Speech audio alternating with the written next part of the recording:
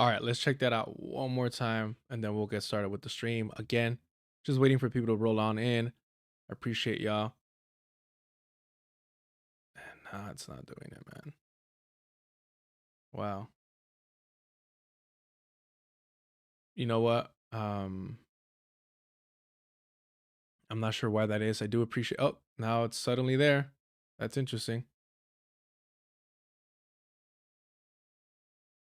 I don't know why. I don't know how.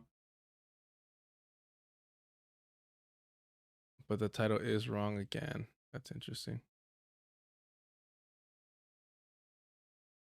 All right. Well, that would have been hilarious. This is where I get a little frustrated because I think I'm doing everything I should, right? I think I'm lining stuff up as it should be, and then it doesn't work out. And that's where I'm like, man, can I just do what I do and not worry about all this other stuff? But it's fine. It's part of I guess the learning process for all this. I try to remind myself all the time, and I appreciate y'all for sticking around. Is I'm still learning. I know I've been doing this for I think 2 years maybe. My first stream 2 years ago, but I really only been taking this seriously. To be honest, the last few months, if that. So uh,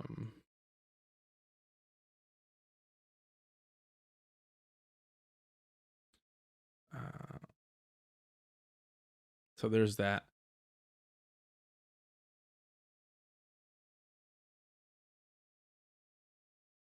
All right, cool. We get to it. We get to it. Again, thank you all for being patient with me. Um, let's get started now.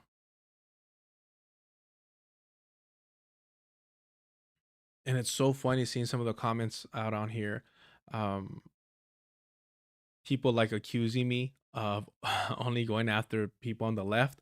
Like, first of all, they're to my right. They're to my right. Let's be honest about that. And second, like I go after the right. It's just mainly on the live streams. All that other stuff, like I don't know, it's kind of boring, low key. Talking about them, especially when we have so many different like liberals and leftists going after these guys, and like that's their whole shtick. Is I'm gonna talk about the Ben Shapiro's, the Steven Crowder's, the same fucking thing over and over again. And you know it's because I used to watch the Majority Report, especially when Michael was around. I used to do these things, and now I'm kind of over that. All right, let's do it. Morning, Martinez. All right, all right. Yeah, what's going on in Venezuela is ridiculous. I need to read up on that a little bit more. I did want to highlight this though, because it is again a lot of these things are, um, personal. Like that's just the reality of it. I don't know what it's like to be, these predominantly white, affluent male streamers who don't really have a dog in this fight, and and you could give them credit and say, well, they might not have a dog in this fight, but they're still participating. They're still, doing their best, what have you. And I'm like, that's not what I want to do. Not what I want to do. Not what I want to do either. Options. There we go. That's what I want to do. And yeah, I've seen some people say, hey, yeah, they're white, but they're doing it. God damn it, they're doing the thing. And I'm just like, no, I get that part of it. But man, do they have to be so lazy with their analysis? That's what I'm struggling with. That's what I struggle with. If you don't have a dog in this fight, if it's not personal to you, shouldn't you be more inclined to make sure that you come in ready to fucking go? Ready to, I don't know. I mean, I think so. I try my best to be, my P's and Q's when I cover other people's struggle. So I'm not quite sure why it is that these people feel that they can be so lazy. I don't understand it. That's not my style. I try to be respectful of everyone. Even though even that doesn't come through all the time, I'm not gonna lie. All right. Glad to catch this from the beginning. Appreciate y'all being here. All right, all right. Maybe because I'm just used to watching usually I'm not gonna lie, like comic shit, like streams that last like forever. Where they're doing like 6 hours on a regular basis or something. All right, all right. So like I said, this is personal to me. I know it is for a lot of us.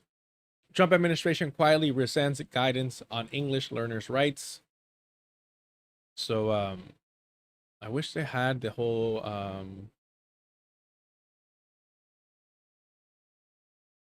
letter, official letter. They might have it down here, but I doubt it.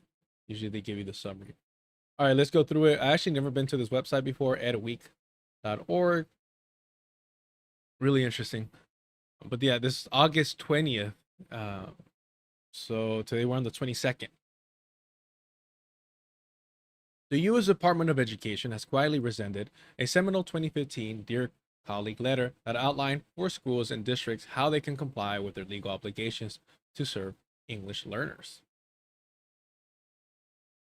Advocates for English learners first became aware of the recession.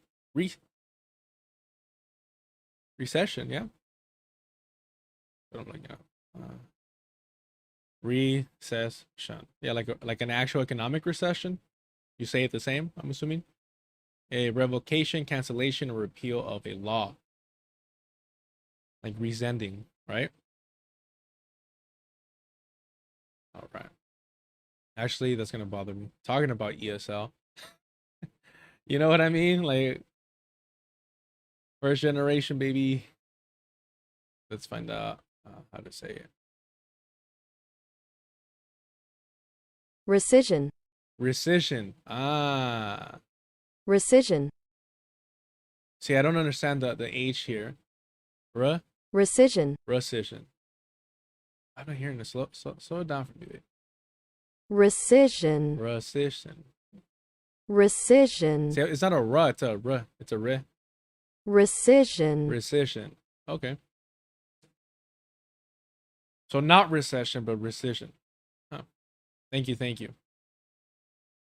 You know, there's no point of me pretending to be intelligent out here. There really isn't. I can't even play it off if I wanted to. It's built-in anti-parasocial tactics that I'm using here.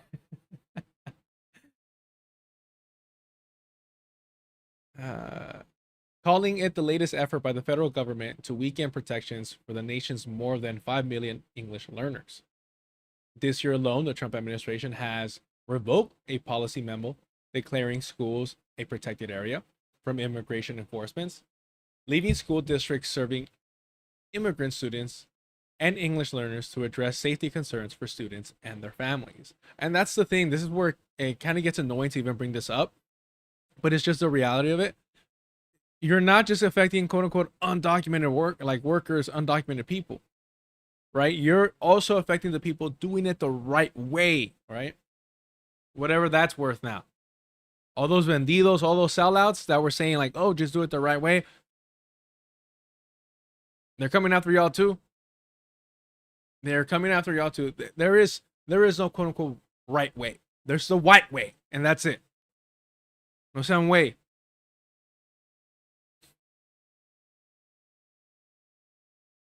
All right. Laid off almost all employees in the federal office dedicated to English learners, withheld federal dollars intended for English learners, known as Title III Part A formula grants, and though the funds were eventually released to the states, President Donald Trump still calls for cutting this funding for the 2026-27 school year. And that's the other thing too, and we often forget about this. I never want to come off like I'm diminishing or downplaying, the horrific acts that these reactionaries, these outward reactionaries conduct. The long-term effects are ones that are often the most brutal and allow them to regain power, right? Because the long-term effects, if it's a different administration, definitely if it's a Democratic Party that takes control, the long-term effects of the Republican agenda will sometimes hit during a Democratic administration, and it'll encourage people to be like, oh, well, we want the Republican Party back. I hate when people like accuse me of saying like, oh, I'm equating these two, this and that. I'm like, no, I'm literally saying that the Democratic Party, liberals in general, paved the way for the reactionary, creep. That's what they do. I'm not saying they're the exact same thing. That's fucking lazy. I try my best not to be lazy over here. It's convenient sometimes. It's more efficient sometimes, and that's why you have to combat it, because comfort, is a death sentence. So I want to make that distinction because I've noticed that apparently some people haven't realized that I've made that distinction repeatedly. Yeah. DFTP, I appreciate it. Yeah, so that other channel is basically a secondary channel where everything will remain. So I have to live stream on there, because on the live stream session, it'll stay up there. Deculturation Live, it'll stay up there. For this deculturation, where more people are going to tune in live, and this is going to get not private, unlisted, right? So it's going to be harder for people to find after the fact if you just missed the live entirely. If you tune into the live and you don't finish it for whatever reason, or you could just check in and dip out, it'll stay on your history for deculturation, the main channel. But if you entirely miss it, you could always find the entire stream on Deculturation Live. And then I'm going to start working on also posting videos on that one, on Deculturation Live, of like segments of the streams. But it's kind of difficult because we don't, like, I kind of do segments, but not really. I jump all around. But thank you for like tuning into that channel as well. I'm not even really tuning into the live chat on there. I probably should. Let me see. Thank you for bringing that to my attention.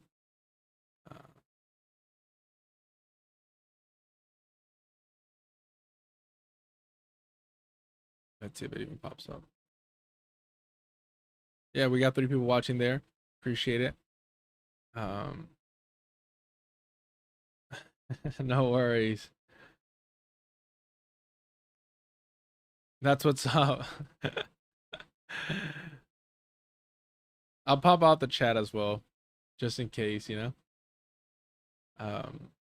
Actually didn't do it for Twitch today, because last time there was like only one person there.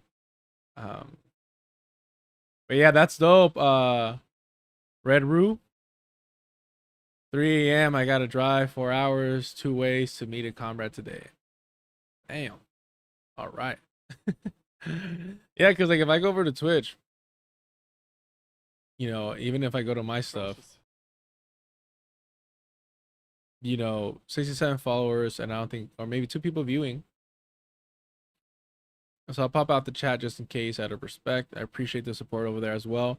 I probably should be more proactive on Twitch, but one, I'm not a big gamer. And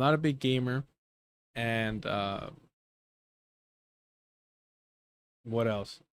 I'm an old man, so I never really got into Twitch. Nah, I don't think it's necessarily an age thing. I think it really is just I really do think it's just the fact that I don't game. There's no point for it. I also don't like that. I think Twitch, you can't really like they don't really have playback, or at least the people that I used to watch on Twitch never use playback. All right. Back to it. Yo, Mouse Knuckles sandwich. Am I always saying no? Yeah. Is it mouse or yeah? It's Mouse Knuckle sandwich. All right, cool. So I was gonna say I ain't gonna say moose. All right. Yeah, you know what? I'm not big on video games. I ended up purchasing Crash Bandicoot. It's About Time or something like that. And my thing is that the fact that you have to go immediately back to the point where you started from and not just where you died, I don't have the patience to redo like half a fucking level. And I will die repeatedly. So if it's a quick game, especially fighting games, or if I go hop on and partake in some like military programming and like duke it out for a round or two, I'll be happy. But to game for more than 2 hours, I don't think I've done that since I was like fresh out of high school. So I grew up like a PlayStation kid, but around middle school, all my friends had the Xbox, so I hopped onto that. Really enjoyed Gears of War. Never really got into Halo, and I forgot what other. There was another game on Xbox that I really enjoyed that I can't recall right now. Anywho, but I really loved UFC Undisputed 3 because it had that Pride mode and soccer kicks, so that's awesome. And then after graduating high school, I was like, I'm going to be an adult and I'm going to take life seriously. So I sold my Xbox and I sold my video games. And I went years without owning a console, without playing video games. And then it wasn't until maybe like last year, maybe, I purchased a console and then got back into it. I was playing Far Cry 6. Really enjoyed the story mode. Really enjoyed like the graphics. Really enjoyed like the control system was all right, but it was a little too easy. So I get bored quick. But I also don't want to play something like Red Dead Redemption where I'm like, oh, you're telling me I could like be a hermit in my room and then just like go, right in the countryside. Sounds too tempting. I don't like the idea of like me living like that. All right. But yeah, Gears of War was a lot of fun. David Barnes on the topic of immigration. I'm reading the book Americans in Waiting by Hiroshima Otomura. You may like it. Dope. Always love and appreciate the book recommendations, y'all. Never hesitate. Oh my goodness, that's what I forgot. Dr. Ball, have you seen this? Hold on. It's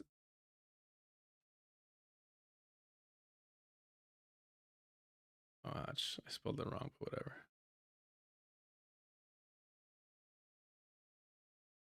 Look at this. This is hilarious. I almost forgot this. Is the second time I almost forget this. Interesting book. Damn, here it is.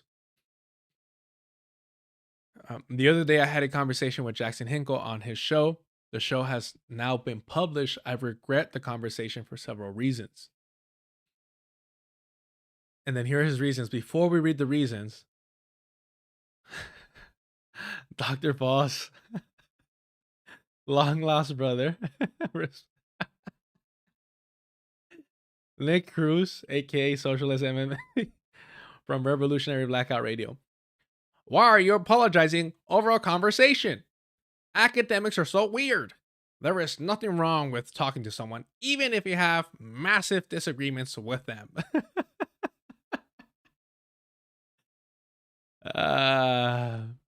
And then somebody coming in, you're just an op, just like ACP, the American Communist Party. And Nick is like, I'm an op because I checked notes, advocate for conversations with people. Yeah, people. Yeah, these aren't white nationalists. These aren't white supremacists. These are just people. And I'm going to keep posting this right here until this. Nick Cruz, I challenge you to a debate. Oh, man. That's so hilarious. The guy's so fucking pathetic. Imagine pretending to be pro-Palestinian. Imagine pretending to support decolonization. And you're cozying up with white nationalists, selling shirts for what, Rhodesia? For a white ethno state? Sick, man. I always want to say, makes me sick to my stomach, fam. So we'll read this. All right, so I do gotta hurry then. In that case, I do gotta hurry because there's some things I totally forgot about that. Y'all seen that though, right? Like I'm gonna like it just so we can come right back to it. VJ's been a little weird with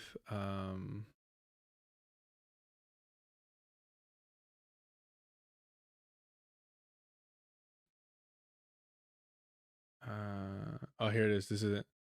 I don't know if y'all heard this, but and what I don't like is if the business is true that you left your moms in the hood, somebody go smoke that you. You don't leave your moms nowhere. You have money and you left your moms there? Yo, you're sick to my stomach, fam. But if it's not true, Shorty's just talking shit. You're sick to my stomach. Your mom's there, yo, you're sick to my stomach, fam. But if you're sick to my stomach, fam. Man, I'm not gonna lie to you. Maybe this is why I can't listen to Lance from the Surfs. Like, this is what I hear when he talks. Nah, it's just that when I put everything on 2 times like speed or 0.75, he sounds too high pitched and it hurts my ears. But I love this, bro. This shit makes me so high. I say this so much in my head.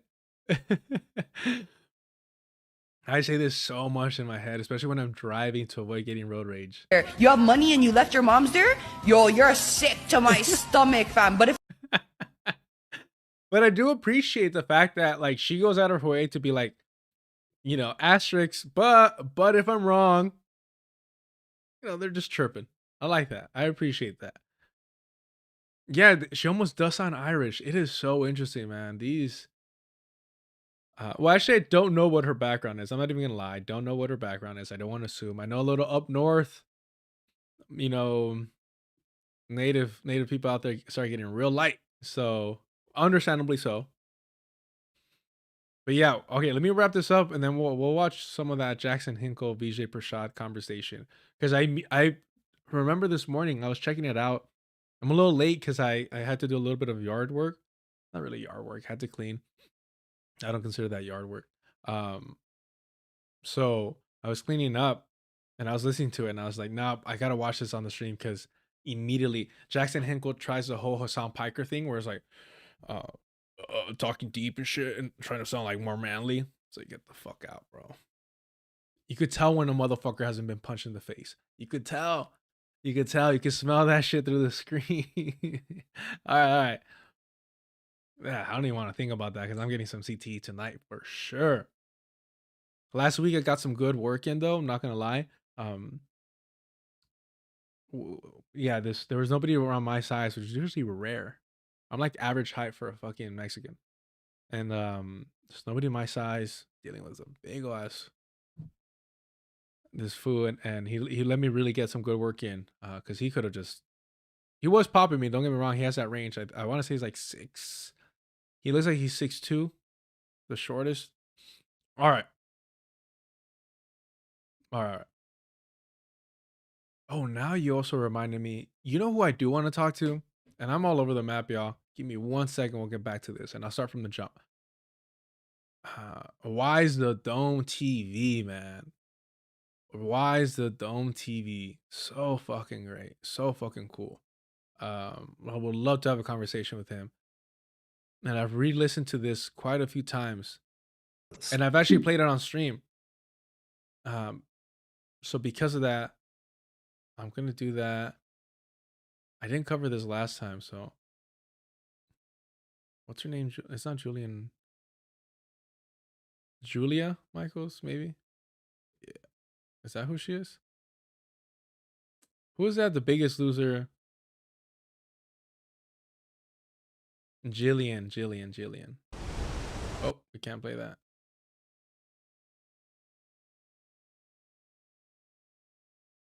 Are they gonna have it? The CNN thing? And also, like, I'm surprised, on a side note, I'm surprised she didn't get into to making movies or TV shows. Like it's ridiculous to me that Jillian Michaels, excuse me, didn't end up like on CSI or some shit like that. Like she's got like the build for it. Like she's fucking yoked out, man. Like, oh, Tim Black's covering it. Might want to watch that. Yeah, but she's like so like fit that I'm like really shocked that she is it this one? I'm happy. Yeah, this is they dropped it like 2 days ago. Was it this? Maybe not. I don't know why they didn't drop that. It's so stupid, man. It was doing the rounds online. I'll find it on Twitter though. But I'm surprised that they didn't like start casting her like almost like Gina Carano. Who ended up, man, if we're talking about just having poor business strategy and allowing your idiotic like brain rot reactionary rhetoric from keeping you from like making So much money, like stupid amount of money. Gina Carano, just evidence that CTE will ruin your life. For those of you that don't know, um, Gina Carano had a big role in the Mandalorian, the Mandalorian on Disney Plus, and they worked it to where James Gunn does a great job, unrelated, but I'll connect it. Bringing out the best in these meatheads, if we want to be general. The John Cena's, Dave Bautista, although they're fucking genius businessmen. So I'm just using meathead loosely because Gina Carano is actually a meathead. So my apologies to John Cena and Dave Bautista. And also Dave Bautista seems like a sweetheart. If you know his story, his raised by single mother, his Filipino background. She came out later in life as a lesbian, but he used to roll with like this crew of like Filipino stars because Dave Bautista was huge. Like you have to understand, like he was like one of the faces of the WWE, especially like growing up watching him. Like he was like one of my favorites. Anywho, they all got collected, like a group of Filipino artists, stars got a tattoo. So so like as a group, and from my understanding, Manny Pacquiao was kind of like the head of this group, or obviously he would be. And when Manny Pacquiao came out as like a homophobe, Dave Bautista covered up the tattoo, and I was like, damn.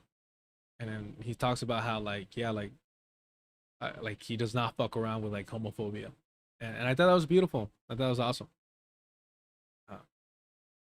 But yes, Gina Carano got fired from, or didn't get rehired, didn't get her contract renewed from Disney because she's like, oh, forcing us to wear masks is like the Jews during the during the Holocaust being forced to wear the Star of David. I'm like, you're a fucking idiot.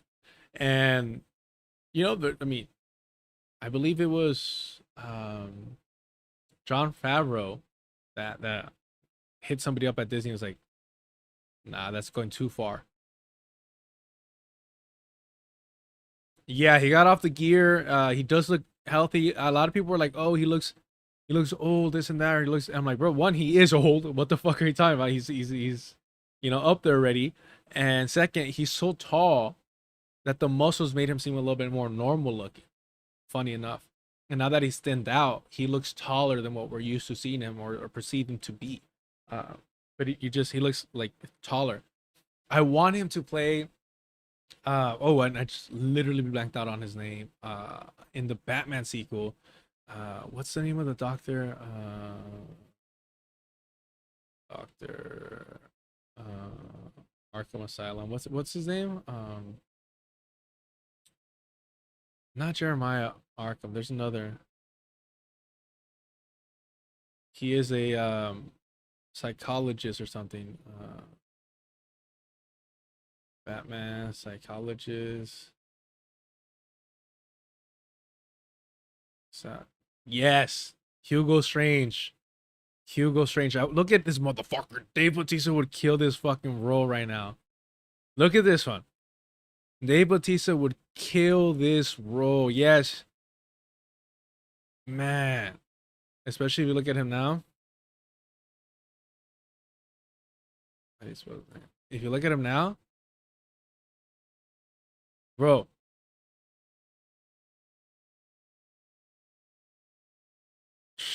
Come on. Come on now.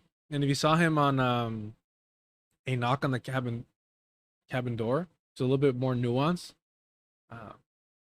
Yeah, he definitely has a range for that. Because he always wanted to play Bane. And I think that's cultural appropriation. Bane is of Latin origin.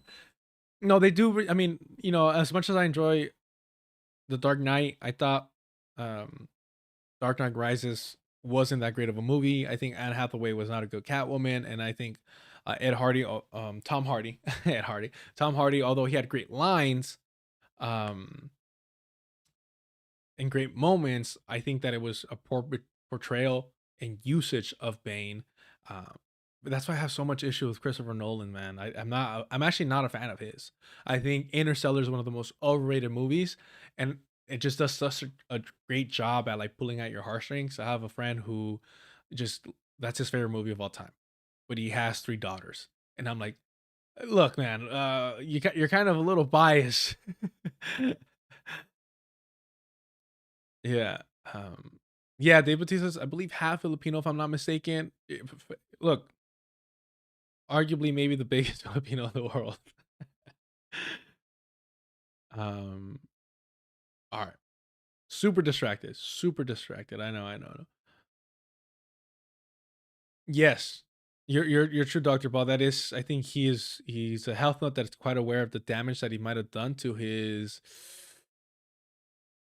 body with not just wrestling and all that heavy, force and impact on it, but also, the whatever sauce he may or may not have been on. Interstellar's pure nalgas. I don't like it. Yeah, Relocked. If you're reading Absolute Batman, that's the type of fucking Bane we need on screen. That's the type of Bane. All right, from the top, y'all. Here we go. Super distracted. Trump administration quietly resents guidance on English learners' rights. The U.S. Department of Education has quietly resented a seminal 2015 Dear Colleague letter that outlined for schools and districts how they can comply with their legal obligations to serve English learners. Advocates for English learners first became aware of this uh, recession. What do we say? What do we say we were using? Rescission the week of August 11, calling it the latest effort by the federal government to weaken protections for the nation's more than 5 million English learners. This year alone, the Trump administration has revoked a policy memo declaring schools a protected area for immigration enforcement, leaving school districts serving immigrant students and English learners to address safety concerns for students and their families. And again, like I highlighted before, and I want to emphasize, saying immigrant students and English learners. So even if you do things the right way, we're seeing this, even if you're following the proper procedure, they're still going to catch you. They're still going to go after you. They're still going to try and hunt you down. This is what they do. This is what the state's doing right now. So even if you're not undocumented and you're doing everything correctly, you're going to get impacted by this, because what this is going to do, and if you've grown around areas where predominantly non-English, not predominantly, but there is a community of non-English speakers, their kids are reliant on the ESL program to for better for worse, really, but for their safety, for their well-being, for kids to be able to grow up feeling a sense of community. They need this. And I say for worse also because I recognize that, that's how the American conditioning, the socializing somebody, a child, to adopt the American like rhetoric, and this is first generation saying that I went through this. That's the downside of it, right? That they're gonna start consuming, strictly everything in English, if they're trying to progress as quickly as possible with their English abilities. But overall, the sense of community that they need from their classmates to build friendships, to fit in, this is what's going to impact that. And it's going to help alienate them further and separate them from the larger, American community.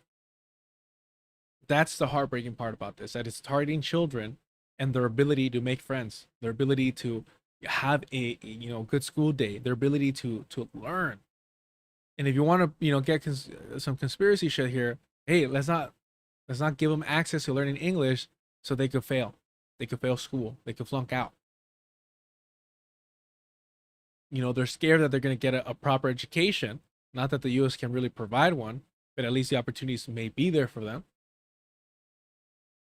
And outshine, white students, outshine the real American students.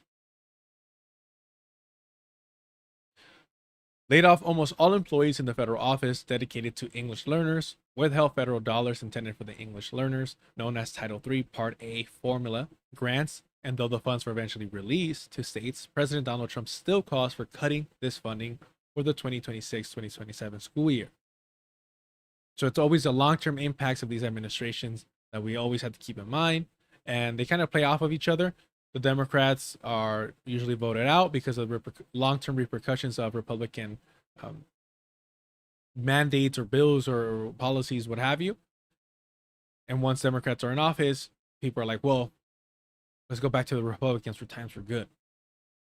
And I always push back on this idea that anyone claims that I'm over here equating the two. I've always said that liberals, Democratic Party, normalize and lay the groundwork for fascists to rise.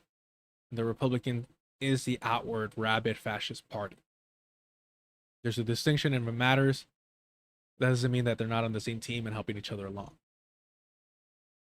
And issued an executive order declaring English the country's official language, with the U.S. Department of Justice publishing initial guidance in July aimed at minimizing non-essential multilingual services. Now, when I was younger, I remember volunteering. Well, actually, I think I got paid, actually. When I was in high school, our like government, I forgot what the fuck they call it, but a government teacher, she would offer extra credit if you went and signed up to help with the voting. You got paid for it too, so that was dope. So of course I did it. But it is a beautiful thing to see, all those different languages at your disposal and just helping people. And yeah, electoralism this, electoralism that. I get that part. But that is definitely something that needs to be, embraced.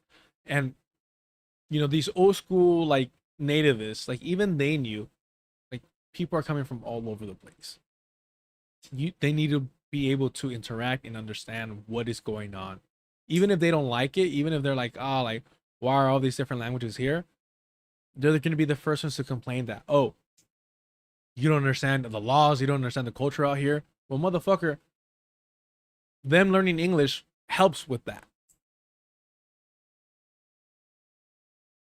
In an emailed statement on August 20th, an education department spokesperson said the 2015 Dear Colleague letter issued during the Obama administration was rescinded because it is not aligned with administration priorities.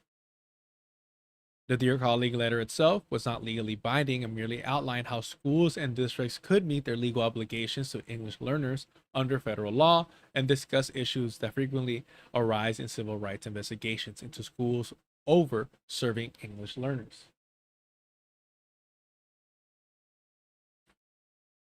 So this is a frustrating thing about liberals, is though they're more invested in like changing like the culture of things than actually putting shit on the books. And there's always gonna be an excuse of why. Remember, we always need to vote for more liberals. We always need to vote for more Democrats. It's never enough. It's never enough. There's always gonna be one or two or just the right amount to keep them from getting, the change that they're promising. And it's our fault as the voters for not voting hard enough, for not guaranteeing that the Democratic Party has complete control over every single branch of government, because the Republican Party gets one and it's a fucking wrap. They can do whatever the fuck they want. Democrats have what, when they had the presidency and they had Congress, still not enough. Still not enough. And then all the excuses of like, well, Obama really couldn't do what he wanted to because it's like, bro, shut the fuck up. Those excuses suddenly don't exist when the Republican Party has power. It's interesting how that works.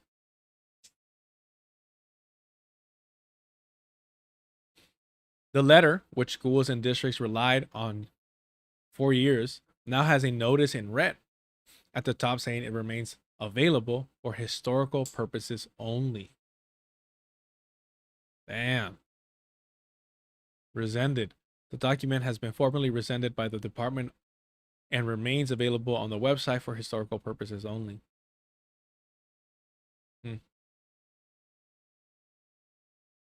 Damn.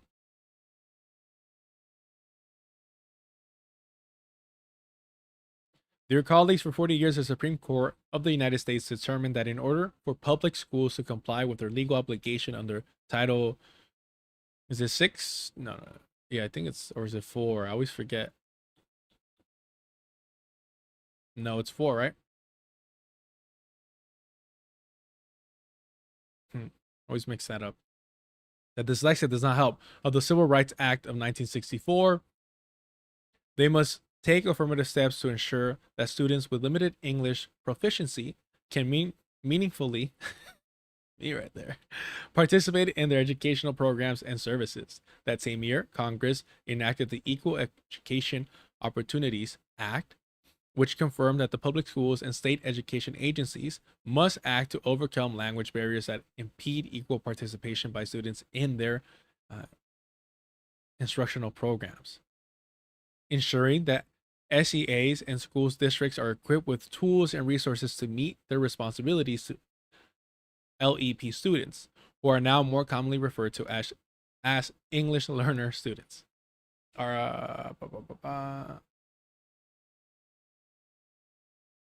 English language learner student. It is important today as it was then. EL students are now enrolled in nearly 3 out of every 4 public schools in the nation. They constitute 9% of all public school students, and their numbers are steadily increasing. It is crucial to the future of our nation that these students and all students have equal access to a higher quality education and the opportunity to achieve their full academic potential. We applaud those working to ensure equal educational opportunities for EL students, as well as the many schools and communities creating programs that recognize the heritage, language of EL students as valuable assets to preserve. And you know, like this is one of those things where it's hard to not argue against. It's just frustrating to be like, why would you not ensure that this was actually binding? That if the Republican Party was going to try and attack this, it would require more than just just to rescind it. At least make them work for it. That's the frustrating part. And being being first generation, being raised by somebody who, desperately needed these programs. Mind you, I can get into details. But for as long as they were, in school, put it that way, that they were able to actually learn and benefit from these programs. Shit, most of us first generation fucking kids basically were fucking, teaching our parents that didn't have access to this, going through these steps. But it is a beautiful thing to I mean, again, beautiful words, but man, put something behind it. And it honestly, it benefits the United States. That's a frustrating, annoying part. I'm like, bro, this is helping you. This is helping you when your racism like outworks your fucking the logic of the settler colonial fucking empire. It's so fucking stupid. Shifting priorities, limit English learners' rights. The Dear Colleague letter was one of the most widely used resources that the Department of Education ever issued for English learners because of how comprehensive and clear it was about schools' legal expectations for serving these students, said Julie Sugarman. That's dope. That's a fucking awesome last name. Associate Director for K through 12 Education Research at the Migration Policy Institute. So I'm not going to focus on it now, but I do want to go and reach out to certain people to have like conversations, do like interviews with. And like I mentioned earlier, Wise the Dome is definitely somebody that I would love to talk to.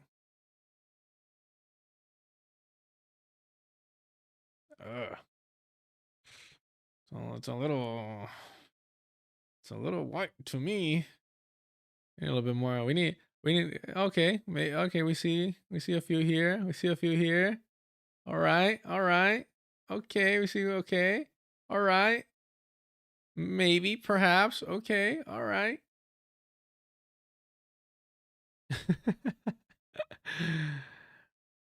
Interesting. All right.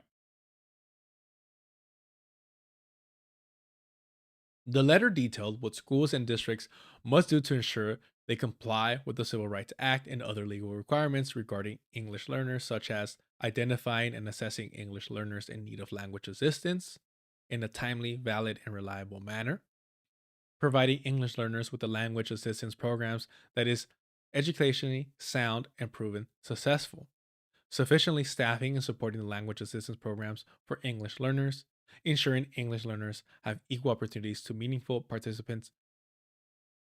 participate in all school offered curricular and extracurricular activities, including the core curriculum, graduation requirements, specialized and advanced courses and programs, sports clubs, and more. And one of the interesting things, like they say, like math is a universal language, yada yada. I'm not a I'm not a numbers guy, so that was never my field. But what I kept hearing from both teachers and um, Spanish dominant students is some of like especially when you're young at that age, it's very easy to get discouraged or for your to feel vulnerable. And one of the few classes where non-English students can feel seen, can feel like it's an even playing field, somewhat, because the lecture's still in English, is math. It's in math. So I would see, being from a dominantly brown community, brown area, that even people who struggle with their English were like shining in math classes. Shit, most of them were advanced math classes that I couldn't even get into. Um, but they were in programs that were focusing on math, and that's always such a beautiful thing to see. Because it's able to again, when you're young, even if you were like me that didn't really care about grades and stuff like that, you feel it. You definitely feel it. I didn't care because I thought from an early age I thought it was all bullshit. It was all a scam. But it does matter to a lot of people, especially when they have less opportunities available to them. Um, that they're able to have equal access to education. It also covered common scenarios for that Department of Justice, that the Department of Justice and Education Department Office for Civil Rights would investigate if they received complaints. Leslie Villegas, a senior policy analyst at the think tank New America, said that while the actual laws enshrining English learners' rights remain unaffected, rescinding the guidance signals the federal government priorities around the future of English learner education and student rights. And that's what I was referring to. Like, if this was so valuable, if this was so essential, why not make it to where it'll be harder for the Republican Party, for these outward reactionaries to bury? And I'm sure that the reason they went after this and haven't gone after actual laws in the books is because it would prove more difficult. You want to make the rights of English learner students seem subjective, in the sense that they want to make it seem as if districts and schools and states are able to just decide on their own whether they need to follow these laws or not, when that is not the case, Villegas said. These are not optional. These are required. Exactly that. Exactly that. They want to muddy the waters and always push states' rights, because they know that the red states, those being controlled by these outward rabid reactionaries, they know what the signal is. They hear the fucking not so dog whistle. Fewer investigations lightly after guidance rescinded. The decisions also suggest the administration shifting priorities around which discrimination complaints it prioritizes in K through 12 schools and could trigger an investigation. Sugarman said. The Education Department's Office for Civil Rights also faced major reductions in staffing earlier this year, with those left at the agency focusing on politically motivated investigations such as race-based programs and policies on transgender students, ability to play on athletic teams, and access bathrooms and locker rooms consistent with their gender identity. I think could very well embolden schools led by folk who don't want to serve these kids to say, well, now we don't need to serve these kids. And clearly that's not true. All of these messages sort of put together create an atmosphere where people can feel that there won't be anybody looking over their shoulders to serve the kids. It's the lack of accountability. Why people are allergic. It's almost fatal to them to be held accountable. So they do everything they can to push back against accountability. In February, Ed Week Research Center survey found that 87% of educators who voted for Vice President Kamala Harris in 2024 presidential election support schools' federal requirement to provide English instructions to students who need such instructions to succeed academically, as outlined by the 1974 U.S. Supreme Court case Law versus Nichols. 63% of educators who said they voted for Trump also said they supported this requirement. Sugarman acknowledged that the education department has never had the capacity to keep tabs on all schools serving English learners, relying instead on complaints filed by families and advocates to determine when to open investigations. But with each new move at the federal level, limiting resources and rights of English learners, Sugarman said it's been clear that the Department of Education is not interested in following up on those complaints moving forward. They're going to turn a blind eye on these complaints, absolutely, because they want to embolden their base to be more nativist, to, vilify and neglect these children. Because, and this is something that I get really frustrated with, neglect isn't only causing direct harm to somebody, isn't, attacking them. Neglect is ignoring somebody. Neglect is, treating somebody as the other, as a pariah. That is also neglect, especially when we're talking about children. And this is meant to alienate them from the classroom. Even if they're sitting there, even if, hey, they're present, you can't tell us that we're not allowing them inside the classroom. But when they're sitting there and they're not understanding what you're teaching them, and you're not giving them the resources to understand, that is neglect. That is child abuse, right? Because educating children is essential. It's vital to them. And if you're not doing that, if you're failing to provide that for them, that is abusive. And this is why I wanted to cover this. And it's so frustrating for people to be like, oh, you see, this is what happens when Republicans get in office, this and that. I'm like, motherfucker, why didn't they fucking ratify this in some way? Why didn't they make this, part of the law? The way that they use immigration, the border, liberals, Democrats, the way that they use it as a fucking chip to try and gain fucking political support. These are the fucking consequences for them fucking playing politics. Instead of securing, people's rights, children's fucking right to learn. Oh, vote harder next time. Vote for what? They're gonna fucking play stupid every fucking single time so they could run on it the following year. Again, when the fucking grand wizard himself, Lindsey Graham, is out here advocating for the Republican Party to vote for Biden's fucking bill, and every other fucking Democrat is quiet about it, I don't think they even fucking involve the so-called Hispanic Latin caucus or whatever the fuck they want to call themselves. Los pinches vendidos. They did it without them. And you have a fucking Klan leader over here saying, yeah, we need this. Because even under Trump, we won't get this lucky. It's disgusting. And again, this is normalizing just ostracizing non-English speaking students. This will prevent them from, fitting into the community. This will prevent them from being accepted by their fucking peers. And when you're a child, that's all that fucking matters, is having friends. That's all that matters. They're not even thinking about the educational aspect of it. Some might. And that's what adults should be thinking about. Making sure these fucking kids are able to learn. But what they're concerned about is like, how do I make friends? How do I talk to people? Because this is going to affect fucking even team sports.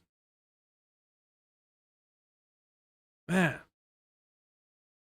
And now I feel like fucking these kids. How do I reach these kids? And I need to fucking laugh because it's so fucking frustrating, y'all. It's so fucking frustrating. And I remember, like, maybe it's different across the country. I don't know. But, like, We didn't have the best funding. It wasn't the worst schools. I'm fortunate in that regard. But I remember like being told like in a class like, hey, help out your classmate. He doesn't speak English. And even, you know, when I was younger, it's not like my fucking English, my Spanish was great. My English still isn't great. So I've been in those situations where I'm like literally fucking translating in real time. A fucking kid translating for another kid, you know what I mean? But when we're kids, we do it for our fucking parents also. I remember like explicitly this moment. I had this math class and I always I feel bad, and I'll tell you why. It's not this part isn't what I feel bad about. I'm angry about this part. The teacher comes out, this big gabacho, big ass fucking güero comes out. It's like, who speaks Spanish here? And I was there and I was like, I do. Like, what about it? Right? I was like, yeah, I do. Everybody else kind of ignored it. He goes, come with me. I'm like, all right. And so I go, I'm about to get into his classroom. He was my math teacher also. And he stops me. And you know, he was, with all honesty, he was very, very straightforward, very direct, and did his best to respect everyone, including students. This motherfuckers had us going into Saturday school every day of the year because he wanted us to really understand algebra. It wasn't gonna happen, Chief. not for me. Man, I remember when I had him, it would piss me off because every Saturday I was at school in a math class, and this wasn't even like because you're failing. This is because he was forcing us to understand it completely. And he's like, I just don't have enough time throughout the school day. And he would tell our parents, I need your kid here. I don't care what their grade is. It's not like I was getting A's anyways, but still. So he was a good teacher. He fucking cared. And he stops me. And he says, whatever we're going to discuss in there, you can't discuss out here. Do you understand? And even at that age, you know, I had respect for him. I said, yeah, absolutely. And I was like, what the fuck have I gotten myself into? I walk in. I didn't quite know this student that well. I knew of him. I seen him around. But yeah, homie would hang out with, you know, the young little cholitos. You got that white pro club XL. He was already a big boy. So, you know, he had the excuse to rock it. And, you know, his mom's there sitting down. And, you know, I was there to translate. And the reason why I say I feel bad is because, one, we didn't have the resources available to us in that moment. And I can't imagine how difficult it is for a parent to not be able to help their child in the way that their love wants them to, you know. They didn't have the education, they didn't have the resources available to them back home. And now they're in a new country where they had to spend all their time working. And they're trying to provide these opportunities for the children, but it's not enough.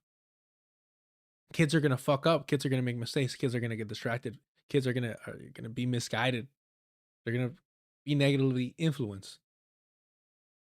And as a parent, you got to be in there. And that's funny. Mother of Dragons, appreciate the super chat. But you know, as a child to be put in that situation and to see a peer, and I will say, thankfully, not a friend, because I don't know how I would have reacted in that moment. And you know, and I feel bad in the sense that, like, there was no reason, if we had the resources available to us, that he should have felt embarrassed in any way with me being there having to translate. Because again, going back to like kids, like how you're viewed by your peers, by your classmates, is all that matters, really. How you're perceived is all that matters. And here he is being forced to, both of us being forced to be in a situation that is unprofessional, but again, to the teacher, like, that's all he had available to him.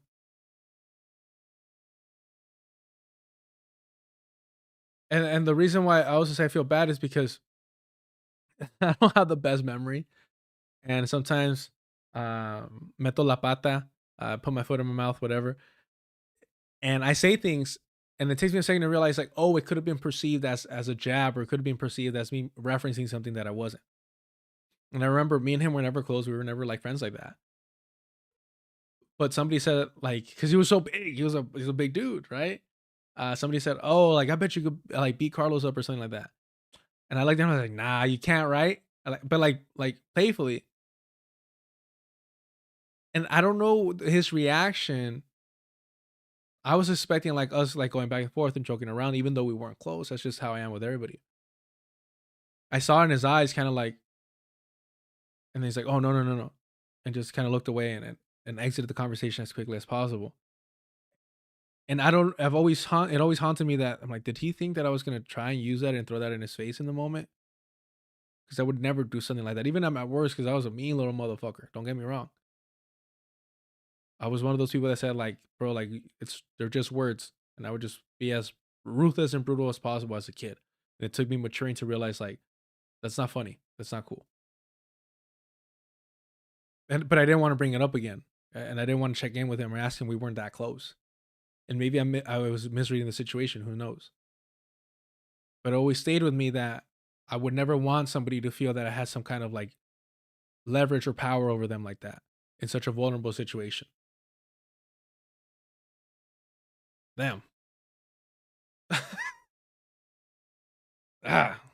Damn, y'all. I don't know if that's what y'all are here for, but that's what I'm giving y'all. And what's funny is I didn't even think about this when I saw this. You know, you don't really quite realize why things impact you in a certain way. But man, and for those of you that are newer here, it's been a minute, but soy chillon, I'm a fucking crybaby. I can't help it. I try fighting it, but it's always there. Ronaldo, I was placed in ESL twice in elementary school. I've never spoken anything but English. Yeah. Yeah, I mean, thank you. Appreciate you. I really do. Yeah. And, you know, I try to joke around, y'all. You know, these kids, how do I reach these kids? But, you know, volunteering and working with kids in immigration and man, like, I remember, fuck, working with this young kid, a little chavalito, and teaching him how to play dominoes. And what's cool again about dominoes is that it's all math. It's all math. It's all math and calculating, reading the board. And it's difficult to read the board, but he picked on it so quick. And kids do this. They pick up on this shit so quick. And it's beautiful and heartwarming to see. And this fool was whooping my ass in no time. In no time. That's what I'm saying. Math, you know, it's able to build, you know, kids' confidence who may be lacking the linguistic abilities. And once they do master them, once they do acquire them, they know English better than you or me. Those native English speakers, they have it there. And it's always like heartbreaking and frustrating to hear somebody struggle to truly express themselves and their thoughts and to be taken seriously and you know, to be seen because they lack the ability, you know, to speak the language. But yes, okay, Ann Walker, I need to listen to that. But this is why I get so frustrated when like these online leftists try to like downplay, and even real life leftists, people actually on the ground trying to downplay book clubs, literacy programs. Again, I say this time and time again, every socialist revolution led with a literacy program. We need that. That's part. Education is fundamental to moving towards the left.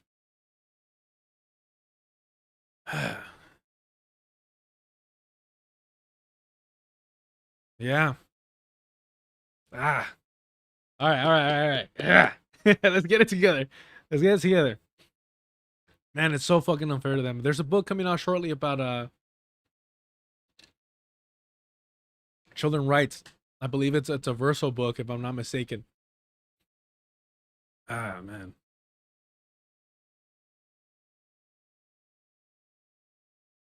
Is it Sovereignty Lost? Is it this one?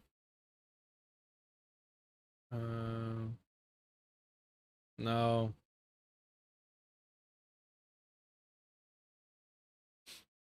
No, I'm not gonna be able to find it. I saw this online a while ago. It's probably not even out yet. Anywho, I'm excited, looking forward to it. Because one of the main issues that I'm concerned about, especially as somebody that does not want children, is I don't want kids. I'm very explicit about that. I've never hidden that. But I want to work with children. I want to be a social worker and do something with that. I volunteer with kids. I've been doing it for years. I don't know. It's just rewarding to me. I think it's one of the few things that actually fucking matters in life for me.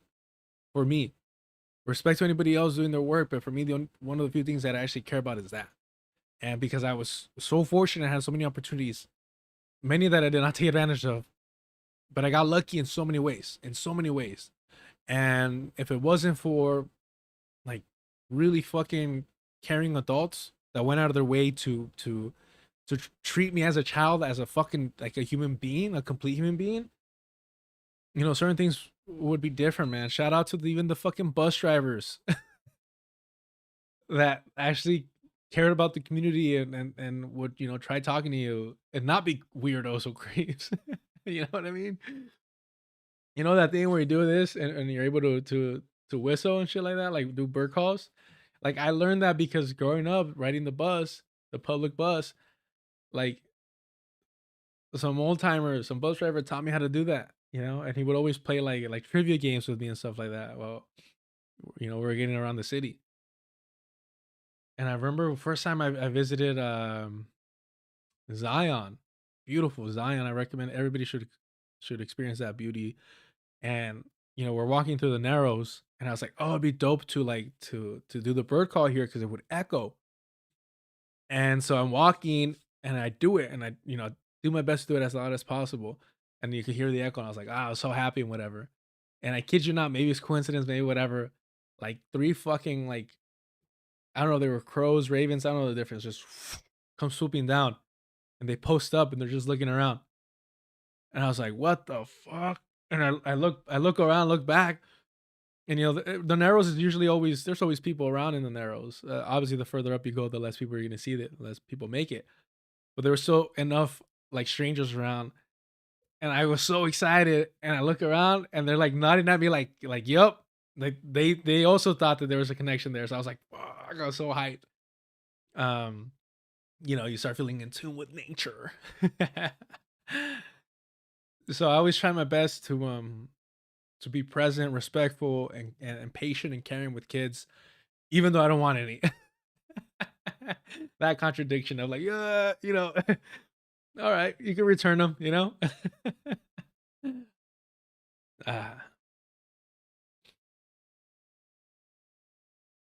All right. So, and this is oddly and weirdly connected here. This is kind of fucking hilarious. Because this is how they want to miseducate our fucking the youth. Elon, here we go.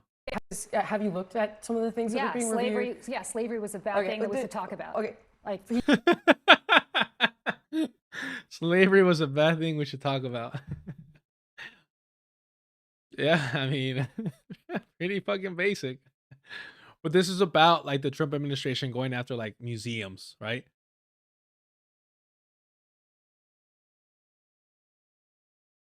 Have you looked at some of the things that are being reviewed? Yeah, slavery was a bad thing that was to talk about. Okay. Like he's not whitewashing slavery. So he's not? He's not. No. Okay. He's not. And you cannot tie imperialism and racism and slavery to just one race. To just innocent white people that did a whoopsie. Oh my goodness. Oh man. And I don't know who this woman is here on the left. I love her, like, just reactions, her condescending tone. Like, just like, all right. Oh, brother. Look at her. She's awesome. She has a very expressive face. I don't know. I like it. Like, she's perfectly suited for this, like, office moment over here, staring to the camera shit, Okay. Like he's not whitewashing slavery. So he's not. He's not. No. Okay. He's not. And you cannot tie imperialism and racism and slavery to just one race, which is pretty much what every single exhibit does. But let's talk about the fact that when you look Let's talk about the fact. I mean, slavery in America was. Do you realize that only less than 2% of white Americans owned slaves? But it was a system. Less than 2% of American slaves, own slaves. Excuse me. It reminded me of this. Is why I got mixed up here. Did you know that only 2% of Americans own slaves? Oh my goodness. Oh wow. Who remembers this? It was like a Proud Boy, slave owners. Who remembers this? Why is it Proud Family coming up? Oh, because I put Proud. Okay, maybe. Okay, this is what it was. It was Proud Boy. Do you know how much a slave cost? Do y'all remember this? This went around for a minute. Jeez. Why do you carry that flag? Because this is my heritage. My family fought to save their farm under this flag. Who was working that farm? My family was. Who was working the farm? They were poor. Do you know how much a slave cost back then? I'm sorry. I'm so sorry, bro. You know how crazy it is to like. Who was working the farm? They were poor. Do you know how much a slave cost back then? The indignation. Like the secondhand indignation of being like, we couldn't afford a slave. Show some respect. In other words, if we could have, if they were more affordable then, we would have. It is wild, bro. These people are shameless and they're so delusional. You haven't seen this? This has lived in my fucking head for years. When was this? Or when this is up? This was 2 years ago, but this is way older than that. You can tell by the quality of the camera. Way older than that. I wonder if there's another one that hasn't. This was, okay, 5 years ago, see? Why do you carry that flag? Because this is my heritage. My family fought to save their farm under this flag. Who was working that farm? My family was. Who was working the farm? They were poor. Do you know how much a slave cost back then? It was at this moment that he knew. He fucked up. Oh, I wish I was in the land of cotton. Old times there are not forgotten. Look away! Look away! Look away, Dixieland. Fucking hey, bro. My God. Eesh. That's why, like, it is kind of like a waste of time. Yeah, Ronaldo. And he said fighting to keep their farm as if they went to war to end farm. No, yeah. They went to war to take the land back from from those aggressive northerners. And it's so frustrating too to get into like the North versus South debate amongst the Civil War, because it's like always paints the North like in a positive light, as if I forgot what I was reading or listening to a while ago, where there was these letters shared amongst freedmen, and one of them went up north, and they wrote a letter, to their families back home in the South, saying like, yeah, you could come up here, but also it's not what they're telling us. It's not what they're telling us. And Black people have always known this. That these fucking, and that's why I say, like, a lot of these liberals, they're just northern racists. They're just smart about it. And there's the whole saying, right, where it's kind of like, what was it? What was that saying? Like in the South, you could be my neighbor, but you can't be higher than me. Like in a position of power. Where in the North, you could be like higher than me. You could be a doctor, you could be whatever, but don't be my neighbor, right? It was like a weird thing like that, if anybody remembers. Jesus, really tired is. Oh my God. I'm telling y'all, you motherfuckers, because I get it, privacy and all that on the internet. But you motherfuckers better be fucking melanated in some regard. You know what I mean? When you're writing shit out like this. Really Tired said, sounds like his family needs to get their money up. Jesus. I mean, that was his complaint, really, at the heart of it. Yes. The Jamin, there was slavery in the North for sure, but I was talking specifically about like post the Civil War, right? Where a lot of like freedmen in the South were like, fuck it, like let's get the fuck out of here. And a lot of them were forced out because of the Klan. In hopes of the propaganda of the North being like the safe haven, right?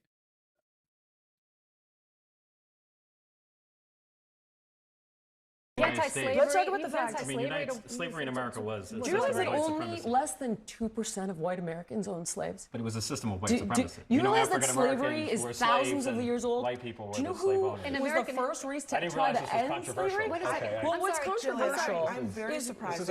I really I get it, like emotions kind of go up, what have you. Really tired. I'm Jamaican.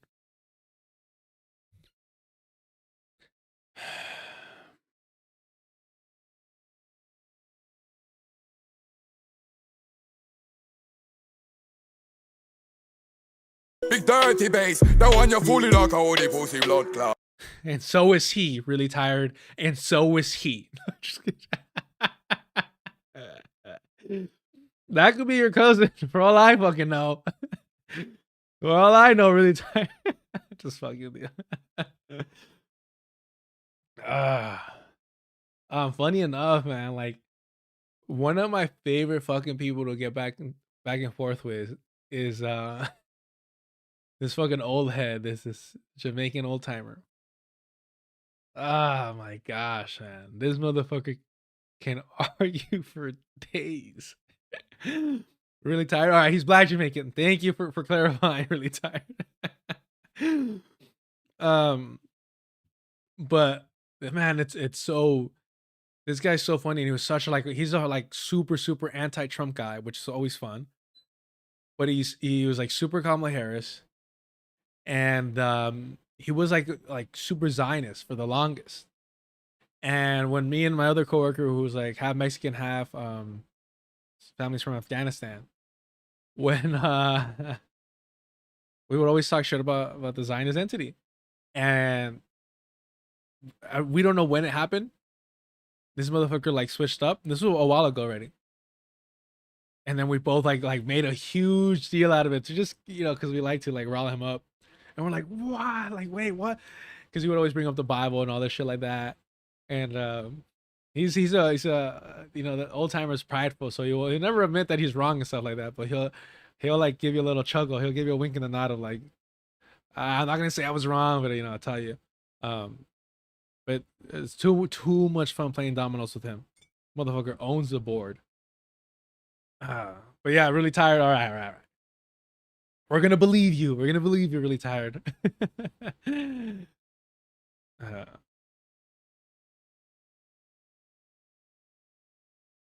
Yeah, exactly. Jersey Rican, by the way, that's APAC Lackey Congressman Richie Torres on the panel. And I mean, it's so stupid that he's so comfortable there. But I was gonna mention the panel before I got distracted there. Before I started being, you know, silly with it. I'm gonna be honest with y'all, I have not had oxtail yet, but it's on the list. I had family visiting, and we were gonna actually stop by at a Jamaican restaurant that I had heard good reviews, because I know like a couple Jamaicans, and I had good reviews about this spot. And it's like kind of hidden. It's literally right behind a gas station. So like if you're, it's easy to pass by it. But we had already kind of agreed beforehand to hit a hamburger joint. When you have people visiting like from Mexico, you're basically gonna hit, like, especially out here, like In and Out and all like the local mom and pop shop hamburger joints. You're eating a lot of hamburgers from my experience, because it's kind of rude. It's kind of wasting their time to be like, oh, actually we go to this Mexican spot over here, and it's like, bro, get it together, you know. But yeah, this is Richie Torres, you know, getting his identity politic points in, and it's easy for these people to look good in comparison to these like straight up like This is white nationalist rhetoric here.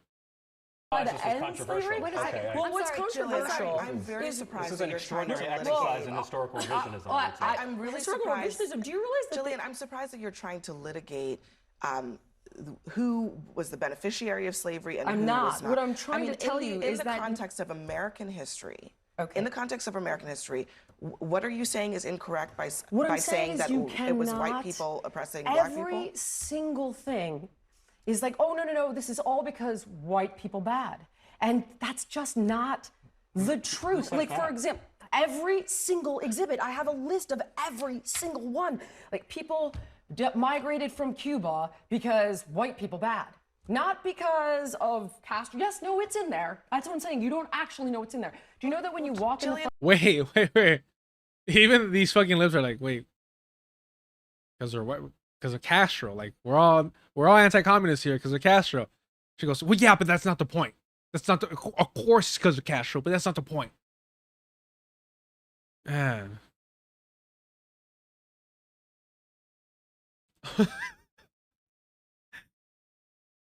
Amira, I see you in the other chat over there. Yeah, a little bit. Yeah, I see you. Amira was referring to the Confederate super soldier earlier versus how much they cost now. LOL, like what the fuck? These people are wild. Yes. Dorsey, Dr. Bob probably loves this clip. Yeah, I wonder if he's seen it. It is just so ridiculous to say something out loud like that. Do you know how much they cost? It's insane. But I mean, there really is almost no different in the propaganda that is being pushed both by that Confederate super soldier and Jillian Michaels here.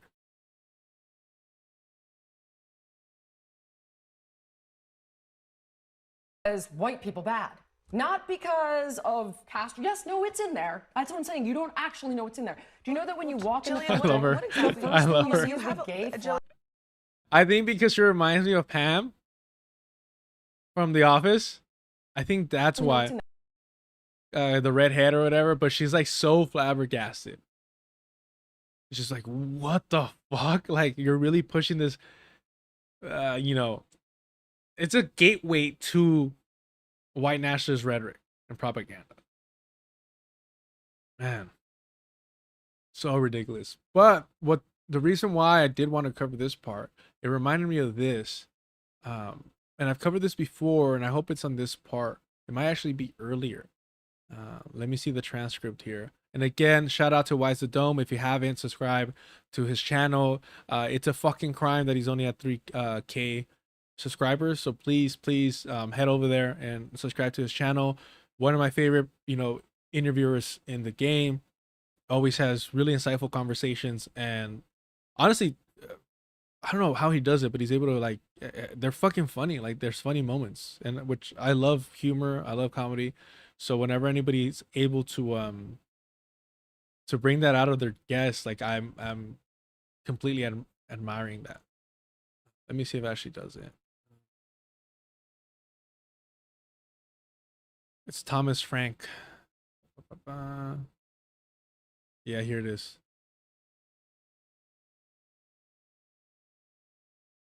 Okay. So he talks about Thomas Frank 2 minutes in. Let's just start here around let's start here.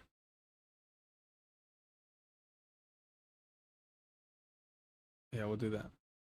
Analysis of these things, but how does the support for Trump among certain segments of minority groups, such as like the Mexican community?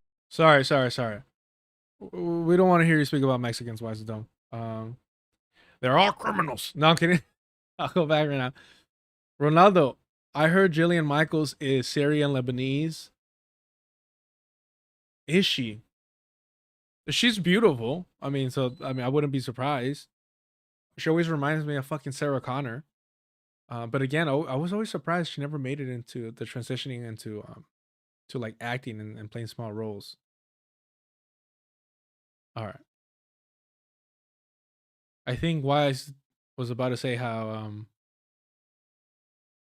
you know, whatever Mexicans are going through is not his problem. I just starts. No. I'm over here joking around, and I don't even know him like that. My bad. I'm hitting.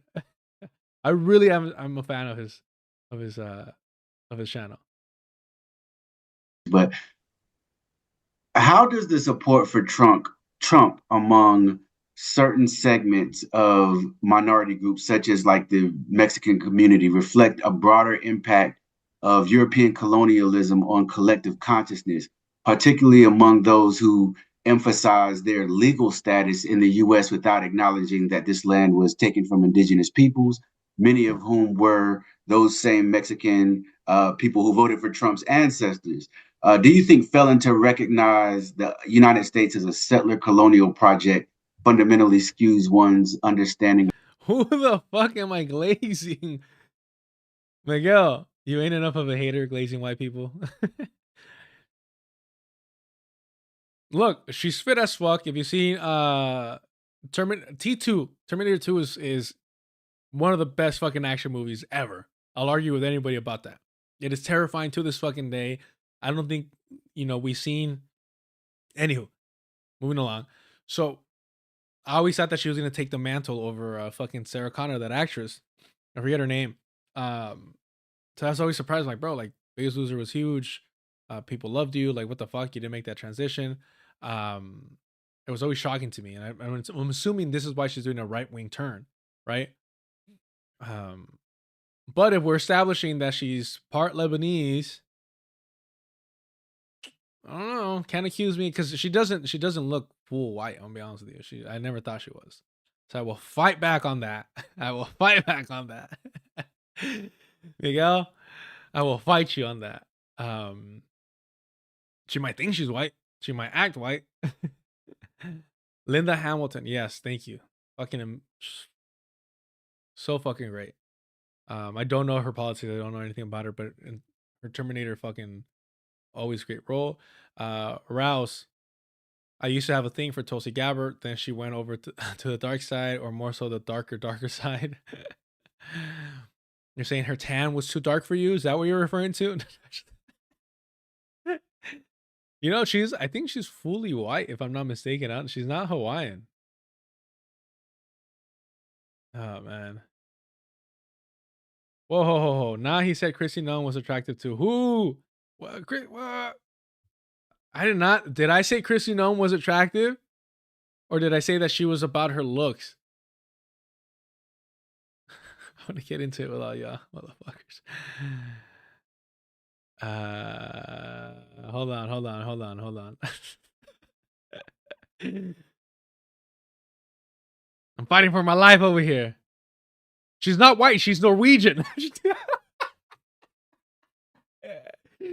Now I know what you're referring to, Lynn Stacks. Hold on. I said objectively, in the Eurocentric lens, the Eurocentric beauty standards, these people are perceived as attractive. Thank you. Now I remember. I was not giving you my personal preferences. I was telling you that objectively speaking, under the Eurocentric worldview, the mind virus, Tom is fucking crazy. This is why we can't get through fucking through a stream. This is why I can't do 2 hours no more. Y'all are too fucking crazy, man. Tom, you're killing me. Man, I'm glad I'm not wearing contacts today. I would have been fucked. South Dakota Snow Queen. Oh my god.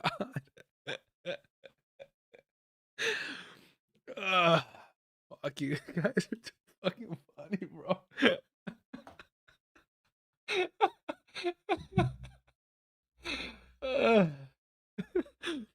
Fuck, that got me, bro. That got me so good. I was fighting for my life. I was fighting back. Now I remember Lynn Stack. Get out of here with that shit. Oh, man. You guys have me fucking cry. I can't do the fake laugh, motherfuckers. You guys are actually funny, bro. Fuck. You're a bum rock. Fight back.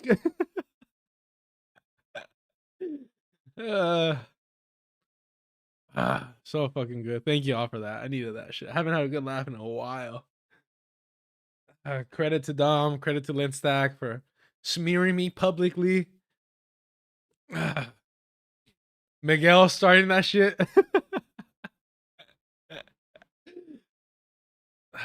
Y'all have no respect. Dr. Horn is on the screen and you're all playing around over here. Y'all bring that Dr. Umar energy, huh? Oh, man. I don't even need coffee. Fuck that. We're good. The endorphins are running. Oh, man. Nah. Look, it's bad enough.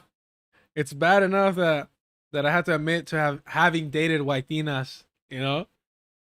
But don't put that on me. Don't put that on me, Ricky Bobby. Fuck that, put that evil on me. Man, that movie's so stupid too. I could hardly ever get through the entirety of that movie, and then that Zionist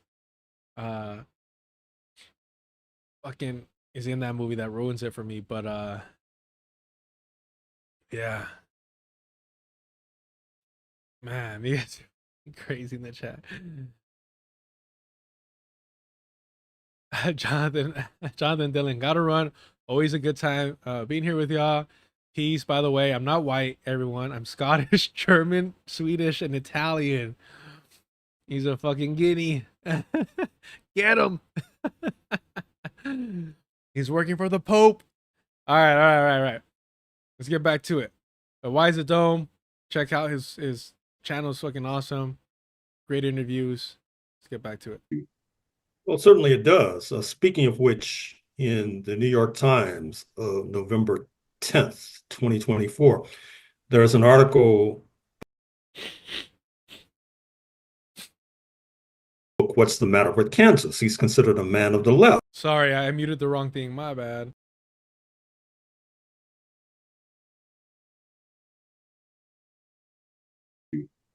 Well, certainly it does. Speaking of which, in the New York Times of November 10th, 2024, there's an article by the writer Thomas Frank. You may know him as the author of the book, What's the Matter with Kansas? He's considered a man of the left. And yet he says that when he went to an exhibit in Washington, D.C. a few months ago and saw that on one of the exhibits was appended the phrase settler colonialism, to which he apparently objected, he knew that Mr. Trump would win because that would alienate many settlers who happen to be the majority. And so there he references Thomas Frank saying, mind you, Thomas Frank, What's the Matter with Kansas? Listen, liberal, this populist leader. I was reading his book on populism. It's hard to get through. I kind of had to put it down for a while because I don't know. I'm not buying it. You've heard me say here before, populism in a settler colonial project is just us, the majority is going to be the colonizer. So what the fuck are you telling me what's going to happen, right? A man of the left. Yeah. I mean, he's saying it a little, not sarcastically. I wouldn't say he's being sarcastic. I think he's saying like almost, I don't like misusing the word irony, I guess. But he's saying it like in a mocking kind of way. I don't know if Dr. Horn, really has that type of energy in his body, but because he's a fairly positive individual. But he's essentially saying like, and he's on the left. Like, come on now. If he's perceived to be a man on the left, right? But if I was Thomas Frank, I would take that as a compliment, no matter how it was meant to be. Tongue in cheek for sure. So he mentions Thomas Frank. He said the New York Times. Y'all remember what was it? Misspelled that. What date did he reference? And imagine knowing as much as Dr. Horn. Exhibit in Washington, D.C. a few months ago and saw that on one of the exhibits. Well, certainly it does. Speaking of which, in the New York Times of November 10th. November 10th.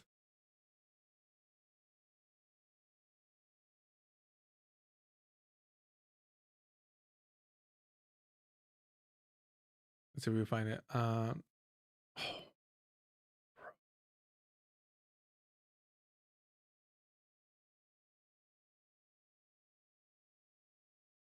Nobody's gonna have this, huh?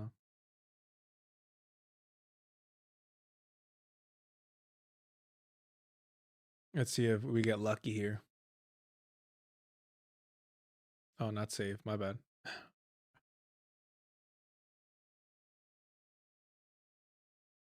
Oh, okay, cool. November 9th.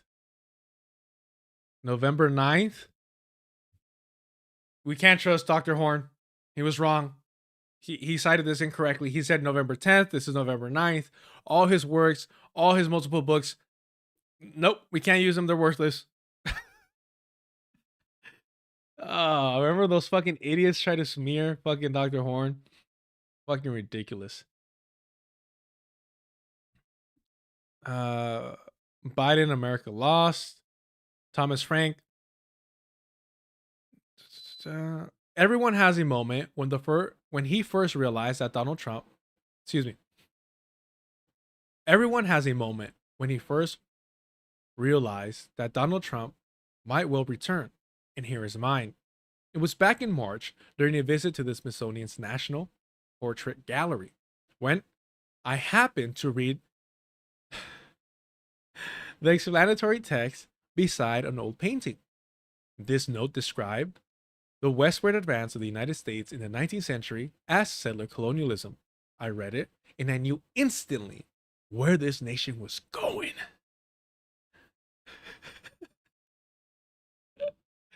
They're so fucking fragile, it's embarrassing. My problem with this bit of academic jargon was not that it was wrong per se, or that President Biden was somehow responsible for putting it there, but rather that it offered a glimpse of our poisoned class relations. Some curator at one of our most exalted institutions of public instruction had decided to use a currently fashionable, morally loaded academic keyword to address a visitor to the museum. Say, a family from the Midwest during a round of national shrines, and teach them a lesson about American wickedness. Bro, they're so fucking fragile. What the fuck is wrong with these people, bro? And I do mean these people. 20 years ago, I published a book about politics in my home state of Kansas, where white working class voters seem to be drifting into the arms of the right-wing movement.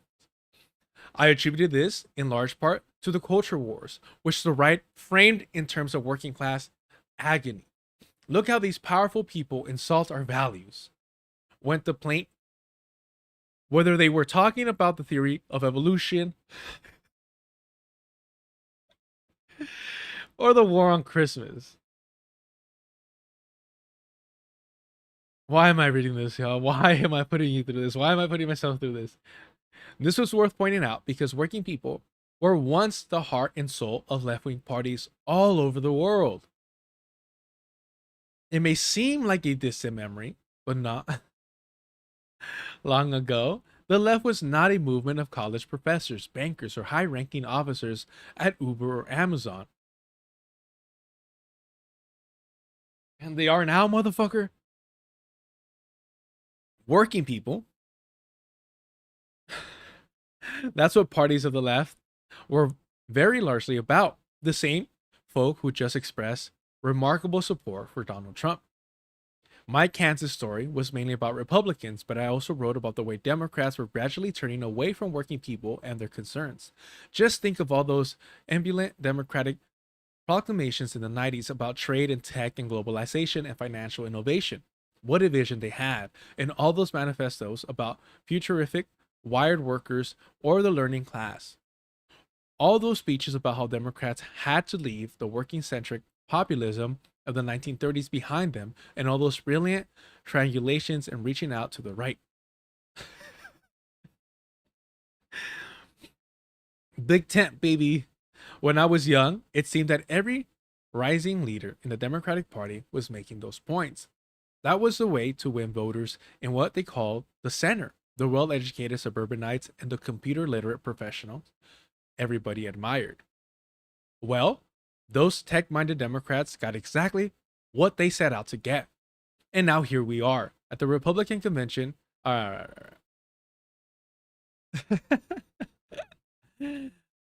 hadn't read that, and I've been meaning to read it since Dr. Horn referenced it.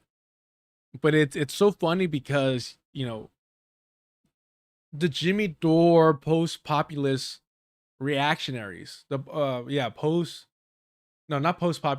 post-Duopoly populist reactionaries love Thomas Frank. I think it might be the only like book that Jimmy Dore has ever read. Hey, listen, liberal. And that's like their Bible. That's like the populist Bible. It's fucking embarrassing. It's humorous.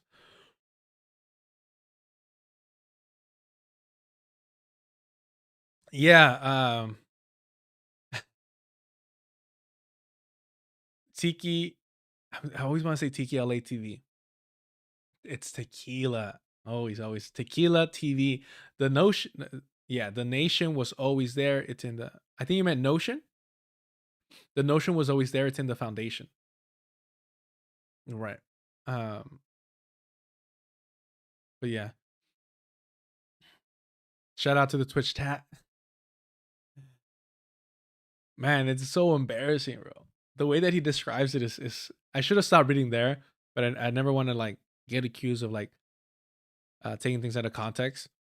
It's a longer piece. I'm sure it's an opinion piece. Actually, it's not. What the fuck?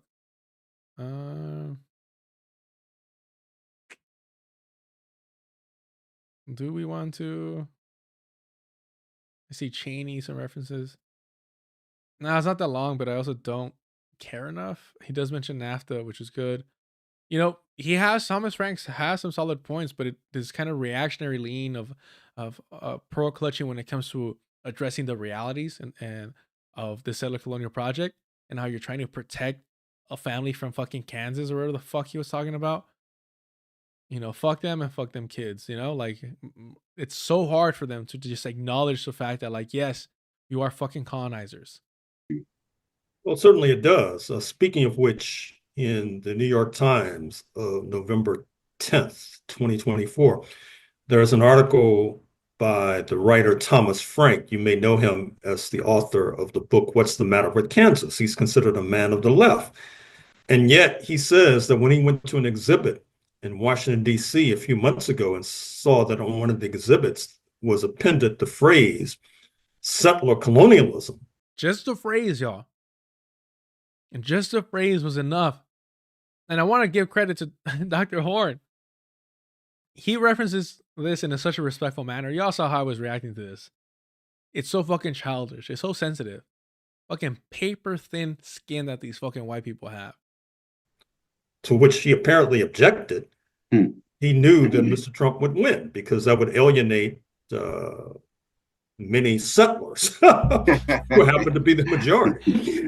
And so this was telling for a number of reasons. One, he's a person of the left, a person you would think would have some sensitivity or at least some sense. And then secondly, he inferentially confirms that people can't handle the truth. I mean, right. Native Americans originally controlled this land in North America. At a certain point, there was a European invasion where they took the land, liquidated the indigenous, and then brought in free African labor, enslaved labor, to help make them wealthy. Now, we're not supposed to say that because it makes the settlers uncomfortable. It makes little Johnny and little Jennifer feel badly about themselves. And so, therefore, we can't not deal with truth. And if you can't deal with truth, that means you can't deal with reality. But I think that we must deal with truth. We must deal with reality. And I would say further. Cliffhanger, please check out Why Is the Dome TV. Great fucking interviewer, so knowledgeable, has some smart big hitters. Say it that way. I would be beyond nervous to, and y'all seen it when I interview people who I respect, I admire, whose intellect I hope to someday, you know, at least rival. And Wise the Dome, like that's all he has. All he has. Sorry for that noise. Hit the shit out of the desk. All he has is nothing but heavy hitters. Literally, you could click any one of his videos and you're gonna learn something. And I do every single time. So I've brought up this clip before. First time I go over the article that Dr. Horn was referencing. But I do that to emphasize that this isn't just a reactionary right, Jillian Michaels like propaganda. It is also embraced by these populists, these so-called, men of the left, as Dr. Horn was referencing, people that are at the very least admired, respected upon leftists. Thomas Frank is one of those guys that like people applaud, especially that post-duopoly populist movement. And I think for the most part, especially having seen his interviews on Katie Halper and things like that, it's very shallow and hollow analysis, because this guy's not in any way a communist, doesn't look at scientific socialism, none of that. So Ace, you say in the chat, damn, so I guess I shouldn't read the populist book I bought a while back. Dude is a snowflake. He's absolutely fragile. But I do think it's important to engage with these like populist figures and their work.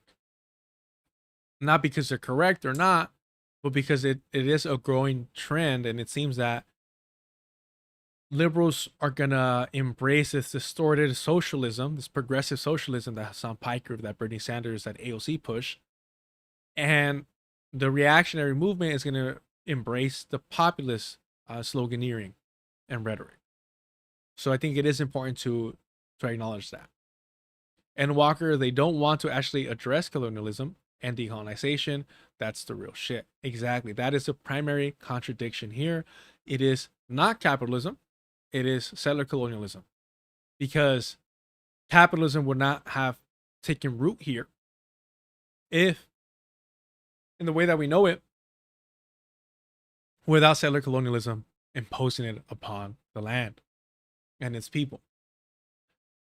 Appreciate y'all for being here. Do me a favor, go ahead and hit the like if you haven't already. It helps the channel, helps the stream, helps people be aware of it, helps the channel grow. If you haven't already, subscribe. If you're sick and tired of these bland fucking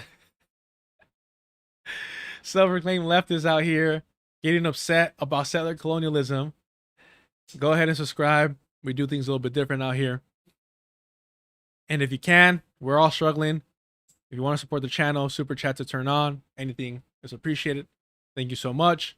And in this note, I do want to bring up this fucking foul creature. Just to wrap up that segment there. Let's see. Did I put Norman or Norm? I always forget.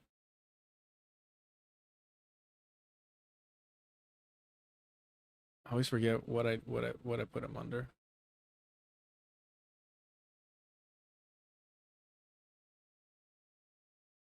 Because this whole thing with him mocking, disparaging, belittling decolonization while claiming to be an ally of Palestinians just go to show what a fucking here it is, foul beast he is. There was a lot of really cringy political correctness. I have no doubt about that. They had classes in settler colonialism and decolonization and de-Zionizing the Jewish mind. Really stupid, cringy, like Robin DiAngelo, she's going to interrupt racism. These idiotic notions. Yeah, it's appalling from an educational point of view. But again, I don't see any anti-Semitism there. So there's no way of describing Norm Finkelstein other than a white supremacist. Just because you're critical of the Zionist project doesn't mean that he doesn't support it, which he does. That's why he opposes BDS. He opposes BDS because BDS does not acknowledge the right of the Zionist entity to exist. So Norm Finkelstein does not support it. He has time and time again demonstrated that he hates Palestinians when they're centered, when he's not allowed to be their white savior. He has time and time again disparaged black studies and modern, black radicals. He refuses to engage in their work, and yet he feels that he is, again, the white savior of Palestinians, and now he tried to be the white savior for black people, and trying to highlight how he and he alone was going to call out the opportunists like Ibram X. Kendi, right? Not realizing, not doing the homework, that they've always been perceived as a joke by black radicals. And so, once again, Norm Finkelstein is here mocking decolonization, mocking settler colonialism, and mocking the idea that just how there should have been denazification, there needs to be de-Zionistization as well. Especially, and I've asked people time and time again, name me one major Jewish institution that is anti-Zionist. Not that they're critical of the Zionist entity, not that they oppose genocide, not that they want peace. No. That is anti-Zionist. Name me one Jewish institution, one major Jewish institution, just one that is anti-Zionist. It doesn't exist.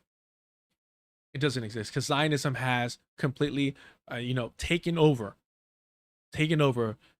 every major Jewish institution. And he's over here mocking the fact that that needs to be combated. Well, how are you going to bring an end to Zionism without combating the Zionist ideology? That's because Norm doesn't want to see the end of the Zionist project. Norm doesn't want to bring an end to Zionism.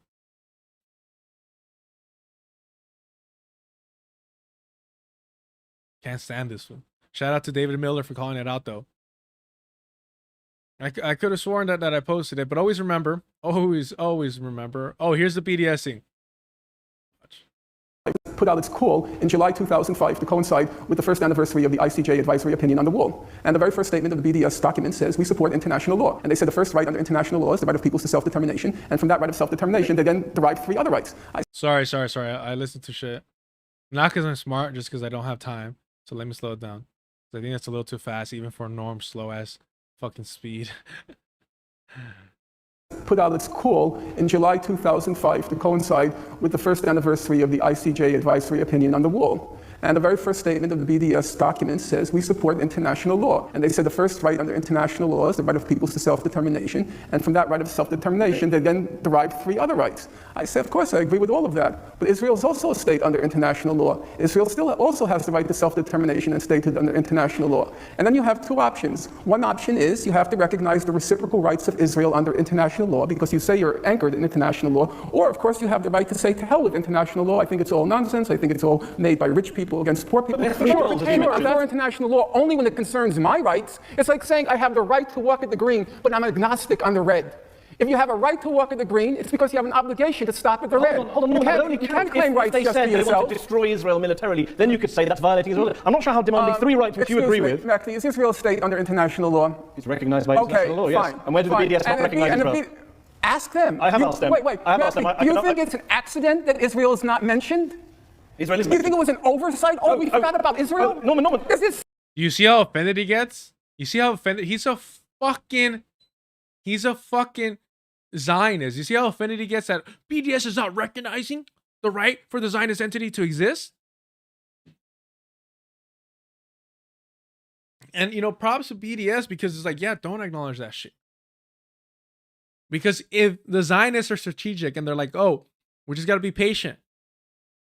David Ben-Gurion was very vocal about this. Oh, let's just, let's wait.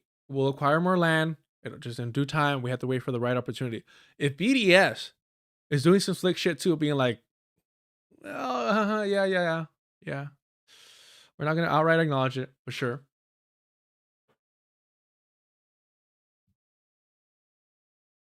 The fuck is here? Sorry, literally somebody's. I'm wondering who is in the fucking house. Yeah, one sec. Fuck. That's weird.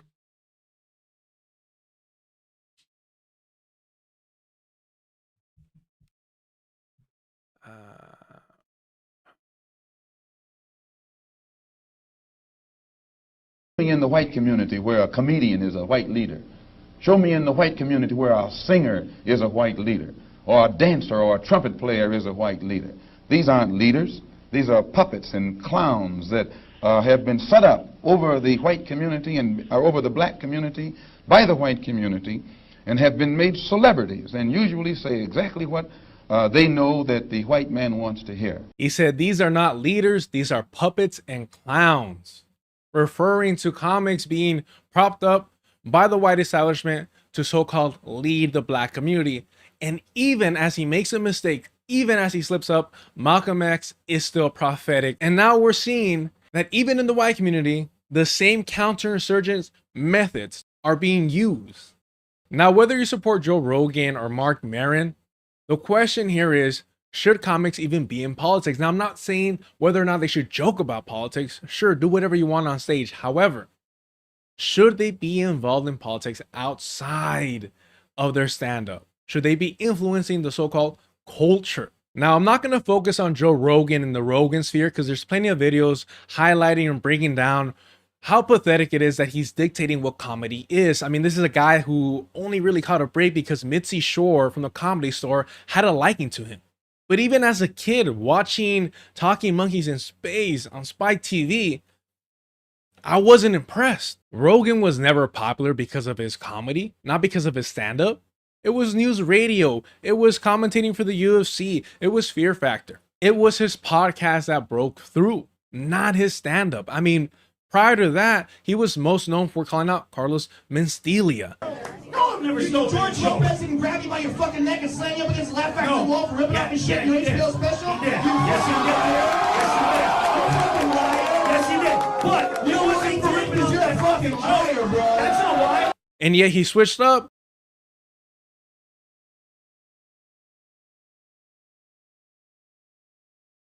When Amy Schumer was on his podcast and everyone knew that she was also a joke thief. Only the one bit. It was only the Wendy Liebman joke, right? Well, there's another Mark Maron one too. But the Mark Maron one that people are saying is like, boy, that's a pretty obvious premise. All right, it pays to be paranoid. I do want to say though, and I want to give myself a little pat on the back. I didn't realize that he literally mentions Mark Maron. When I first thought about like, oh, I need to make that comparison between Joe Rogan's attitude towards Carlos Mencia versus Amy Schumer, because Carlos Mencia is Central American. I mean, you know, he's a brown man that he goes after and gives a pass to this white woman, blonde white woman, who's also a fucking Zionist, right? So, I mean, there's without a doubt that Joe Rogan's a fucking racist. Like, we know that. I just didn't want to be so overt about it in this video because I'm like, that's kind of not the point. And I didn't want it to distract from the larger point. Same reason why, because that should be its own fucking video, right? And there are videos about that. I also didn't include the fact that Mark Maron is like a Zionist. It's weird, man. He's weird about it. He's kind of shy about it, but a lot of people give him credit because him and Seth Rogen went on like this long ass rant together about like, you know, combating Zionist propaganda. And because of that, people think that they're anti-Zionist. They're not. Or at least Maron isn't. I don't know about Seth Rogen. Shout out Taylor Lane. Oh, they're in the Dequotation live chat. Appreciate you. Appreciate y'all sticking around. Let's get back to it. I'm not gonna lie. I was like, what the hell is going on? But we're all good. We're all good. Where were we? Oh, Norm? Yeah. Zionist. Fuck, bro. And then we read that. All right, let's focus in on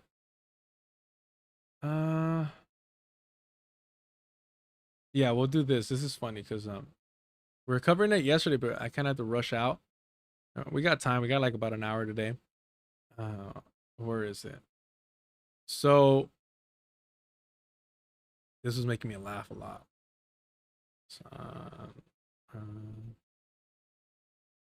We briefly went over this, I think. I'm not sure. If y'all want to hear this. Where's it at? Oh, here it is. In the West Bank, doesn't matter if it's your favorite podcasters like Wife that participate in these raids, the violence that the Palestinians engage in an act of resistance against this illegal occupying force is literally legal, definitionally legal, okay? It's just the truth. Straight up. It doesn't matter that they look to be in garb that makes you think that they're in the right. Okay? In the West Bank. Doesn't matter if it's your... So we went over that, and I said I give credit to Hasan Piker. I did not realize that he's actually this intelligent. He was getting a lot of people were threatening to hold him accountable for platforming Matt Duss and not really pushing back in the way that a Zionist should, especially when this is somebody that came out here and was talking about.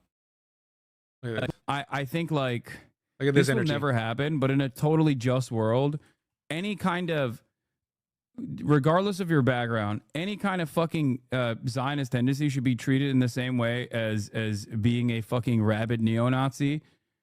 And you shouldn't even let someone be the fucking local dog catcher as Felix was posting if they've ever exhibited any sort of like positive feelings about the state of Israel. I'm so serious about this. And this is what really frustrates me about, these white leftists, is it's all performative for them. If you truly felt this way, why are you giving gifts to Bernie Sanders? Why are you, playing nice with Matt Duss when he's telling you that, like, oh, there's different types of Zionism, just like Sam Cedar did? Why are you playing nice with Sam Cedar, who told you to your fucking face, I don't consider myself an anti-Zionist. Some people may consider me a Zionist. Right? Why are you fucking LARPing this hard? We're like, if it was up to me in my world, they couldn't even be dog catchers if they ever had any positive Zionist sentiment. Make that make sense. It doesn't. It doesn't. Especially because Hasan, as he likes to pat himself in the back, has been covering, the colonization of Palestine for years, even before he got on Twitch, when he was still on TYT. And yet, he felt comfortable enough to start a political show with Ethan Klein, who was an Israeli citizen, and Hila Klein, who was in the IOF. You get what I'm saying? That shit doesn't make any sense. It's not like Ethan and Hila Klein's politics or positions or allegiance to the Zionist entity changed in any regard. Not even after October 7th. They still hold the same fucking liberal Zionist positions. They really do. I've shown videos of them talking on fucking on Tiger Bailey years ago, where Ethan Klein lost friends because he chose to marry Hila Klein, because he chose to live in the Zionist entity. And that wasn't enough for Hasan Piker. That wasn't enough. And just as a reminder, Drew Pavlov, this guy's a fucking weird. He's a creep. He's a reactionary. But again, leftists don't clip this shit out. Leftists don't promote this and highlight the hypocrisy. White leftists, I should say. Those concerned with wanting the clout that Hasan can give them. I don't give a fuck. I'm not trying to I'm not trying to build coalition with Zionist normalizers. I could hate fucking Drew Pavlov and Hasan Piker. I got enough hatred in my heart for both these motherfuckers. And I don't need them in any regard. But yeah, so this is what he had initially stated. Let's see if there's the whole thing here. Matter if they're DFLP, PFLP, or even former Fatah militants. Okay? It is perfectly legal, perfectly valid, and perfectly moral. Yes, resistance is valid, moral. I would push back that he only states, within Gaza and the West Bank. I would say anywhere that the Zionist entity is occupying is valid, it's moral. Who gives a fuck if it's illegal? Under international law, yeah, shut the fuck up, Norm Finkelstein. We've heard this shit before. Okay? 100%. This is not like this is not a gray area. This is black and white. Okay? It doesn't get more black and white than this. Israel's in the wrong. Israel is actually engaging in an apartheid, which is a crime in and of itself. Israel's doing a genocide in Gaza and an apartheid in the West Bank. 2 crimes in and of itself. And every type of armed resistance against both the settlers and also the Israeli occupying force in the West Bank. Doesn't matter if it's your favorite podcasters like Wife that participate in these Israelis. Doesn't matter if they're matter if they're DFLP, PFLP, or even former Fatah militants. Okay? It is perfectly legal, perfectly valid. So he goes out of his way, again, everything he's stating is accurate, but in order to appear tougher, in order to appear, more of a badass, in order to get more attention, he mentions your favorite podcaster's wife. One, he's aware enough and smart enough not to say her name, Hila Klein. And two, he knows he's going to get a reaction from Ethan Klein. That way, his audience is forced to defend him. His audience can now, once again, take out their anger and attack Hila Klein. I'm not against that. I don't promote that shit because it's online fucking LARPing. But I'm not against it either. I'm like, fuck it, whatever. You choose to be a public figure. There's going to be people have the right to fucking publicly call you out. Especially if you serve in the IOF.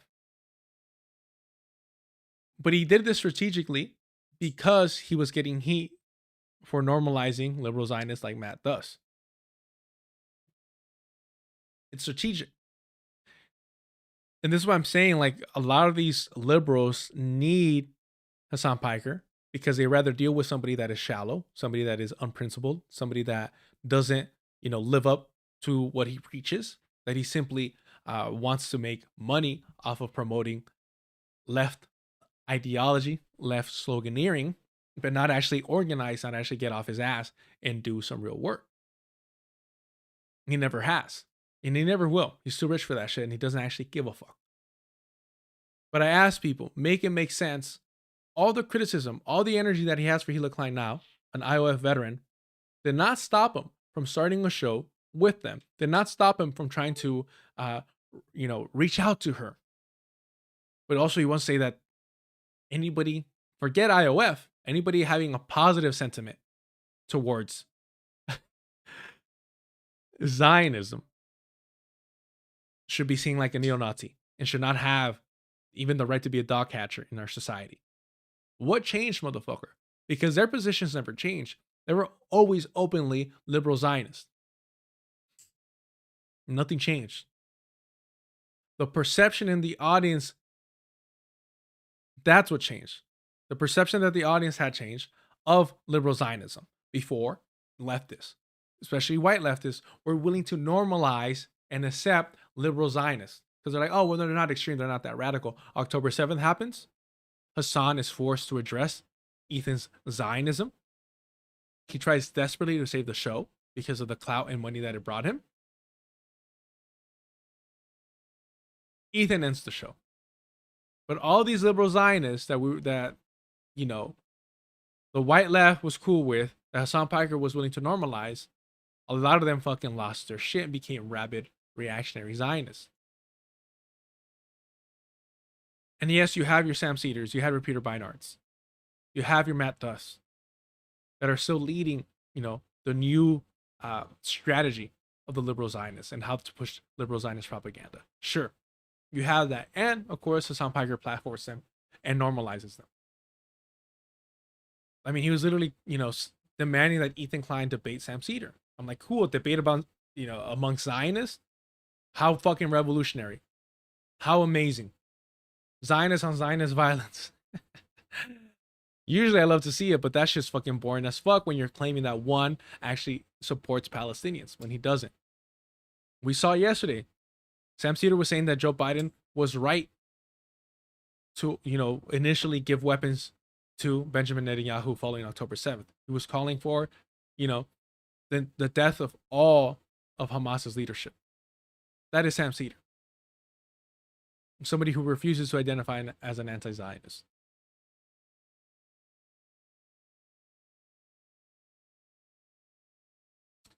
Yeah, Albert C. Probably so for Deculturation Live probably does have the same thumbnail. But this thumbnail that I have for Deculturation right now, the main channel, it's just a placeholder. I just got a little too busy to push one out. I'll do this afterwards. All right, we got an hour, and I did want to go over this pathetic, hilarious-ass thing. I don't think we're going to have time for that. Oh, and by the way, even this guy, I think he's Lebanese, if I'm not mistaken. Even this guy admits that like Hasan was fucking stupid for where's the transcript? For getting Hila involved. Like it was just pointless. Where was it at? Where is it at?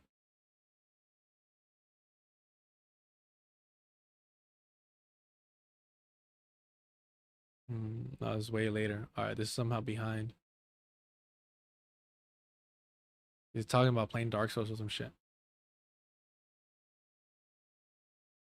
Let's see.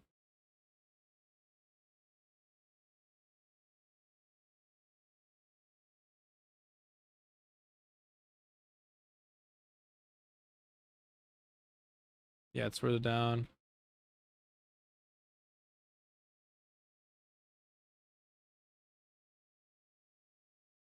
Give me 1 second, y'all.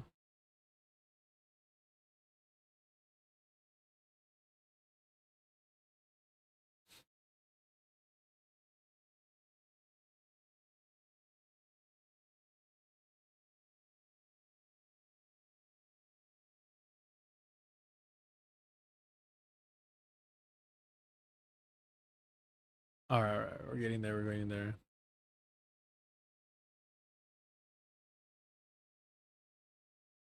All right, here it is. Yes. This, and I said this before on the last stream. I do think it was kind of a careless choice for Hasan to use Hila as an example. Like, I'm sorry, I know you guys want me to like agree with Hasan all the time. Like, we know what you're talking about, Hasan. He's talking about valid military targets. We get it, bro. Did he have to use Hila as a specific example? Like, he knew the trouble he was getting himself into. He knew that Ethan was going to react this way. He probably did it to get some kind of a reaction out of Ethan or something. I don't know. He 100% did. Hasan did it to get the heat off him from his own audience, calling him out for continuously normalizing liberal Zionists like Matt does. How do you go from 1 minute saying Zionists should be seen as neo-Nazis, Zionists shouldn't even be allowed to be dog catchers in my perfect society, and then turn around and have Matt Duss on? How do you say that when Sam Cedar tells you to your fucking face, some people might consider me a Zionist? I've never considered myself an anti-Zionist. You literally went into business with Ethan Klein and Hila Klein, and you knew she was an IOF veteran.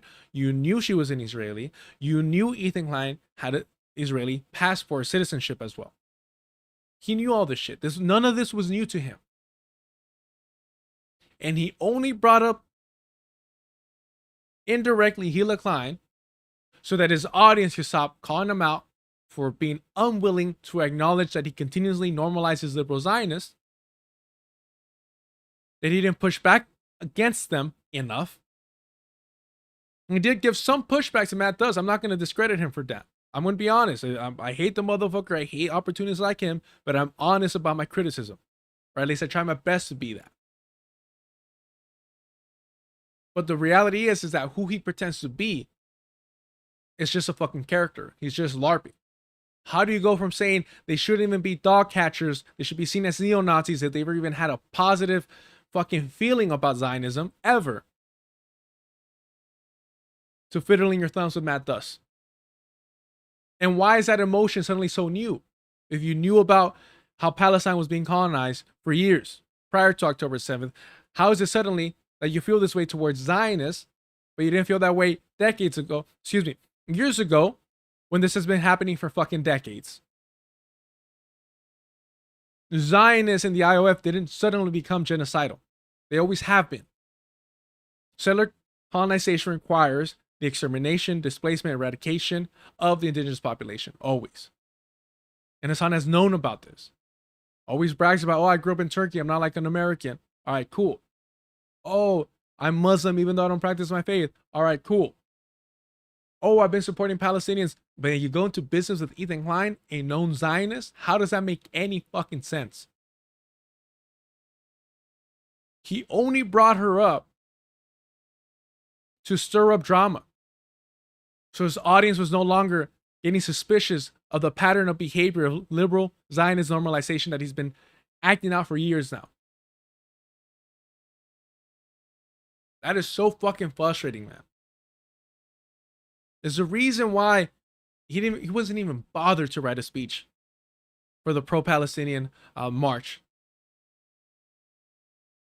Mind you, mainly organized by the PSL, who he wasn't even willing to platform because it might put Harris and the Democratic Party at some risk if the largest leftist political commentator actually platformed his audience, not to the fucking DSA that works for the Democratic Party, but to the PSL, who I have my criticisms of. I've been very vocal about that shit.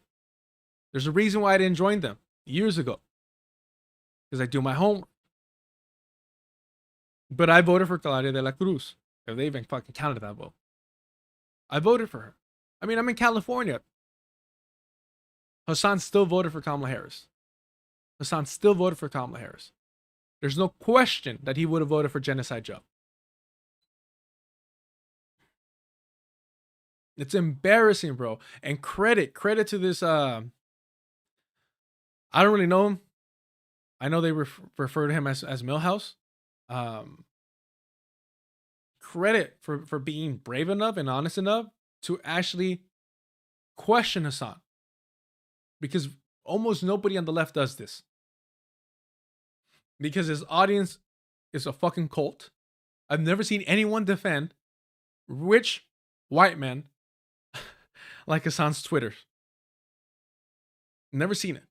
It's appalling. It's disgusting. It's the same way that Bernie Sanders has made people believe that they're socialists while defending his nationalist policies. And I said this before, Bernie is a fucking national socialist. He's not an internationalist, which is a prerequisite for being a socialist. You support all fucking workers across the fucking globe. There's a reason why Bernie has been a lifelong Zionist. He was on Pod Save America saying that he missed Golda Meir. And that's who Hasan is giving gifts to. It's disgusting. But again, I don't understand it. Nobody's forcing Hasan to act like this fucking tough guy here. Nobody's forcing him to talk about dog catchers and shit. Nobody's forcing him to do this. This will never happen, but in a totally just world, any kind of, regardless of your background, any kind of fucking Zionist tendency should be treated in the same way as being a fucking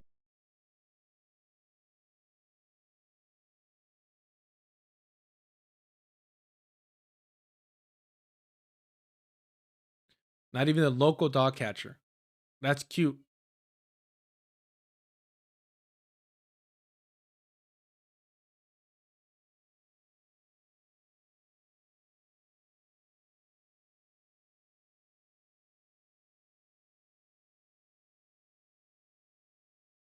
That's a weird, like, that's a long ass way to say I'm not a Zionist.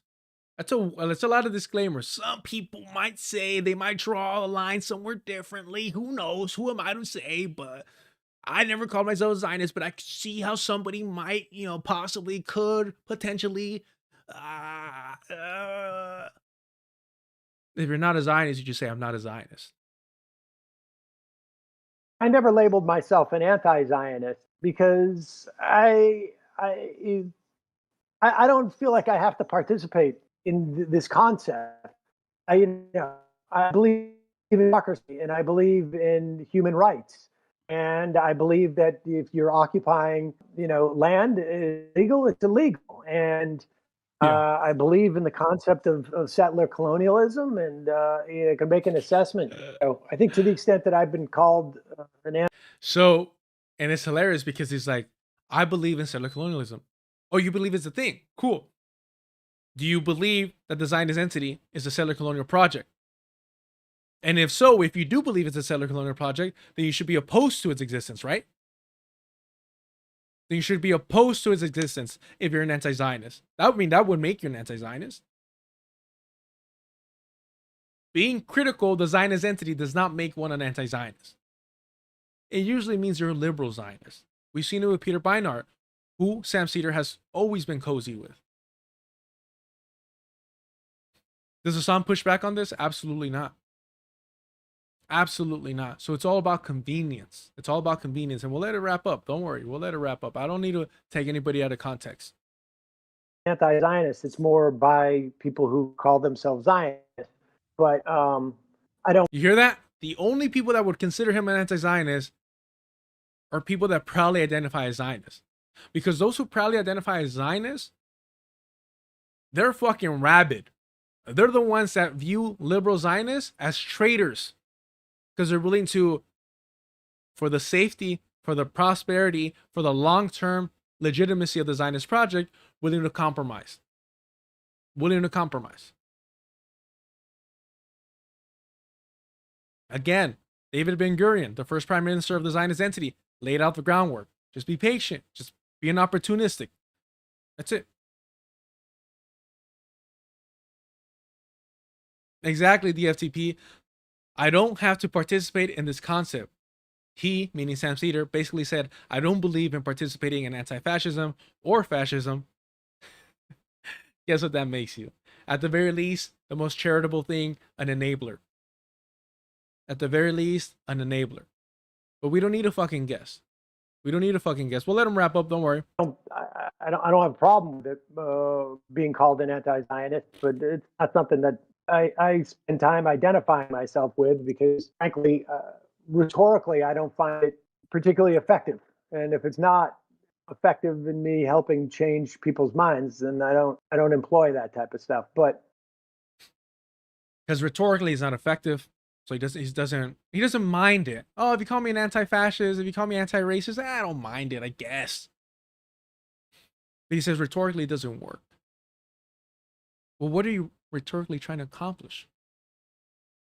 For people to be critical of the Zionist entity or for people to support decolonization?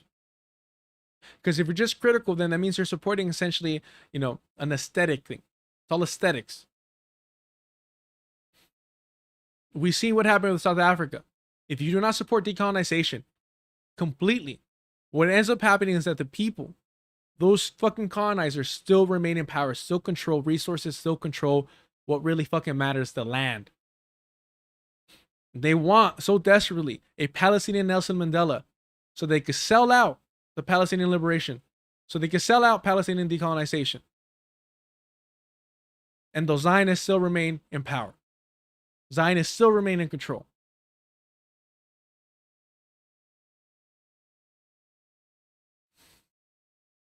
Man, it's so fucking frustrating. And I'm saying it's a pattern. It's a long history of this. You're not anti-Zionist if you believe that Israel has a right to exist. Do you believe Israel has a right to exist? I don't know about that. How? I mean, well, no. Like, I believe Israel has a right to exist. I believe Israel has a right to exist. That means he is a Zionist. That means he is by definition a Zionist. Everything after that, the but, the and, the asterisk, the so, the yet, who gives a fuck, all of that shit will only tell you what type of Zionist he is. Whether he's a liberal Zionist, whether he's a spiritual Zionist, it doesn't matter. There's different varieties of Zionism, don't get me wrong. However, they all fundamentally support the existence of the Zionist entity that requires the colonization of Palestine. In order to colonize Palestine, you need to displace, you need to eradicate the indigenous Palestinian population. You can't not have one without the other. That's not how it fucking works. That's not how settler colonialism works. And yet Hasan wants you to believe that he fucking hates Zionists, that they shouldn't even be dog catchers in his society, that they should be treated as neo-Nazis.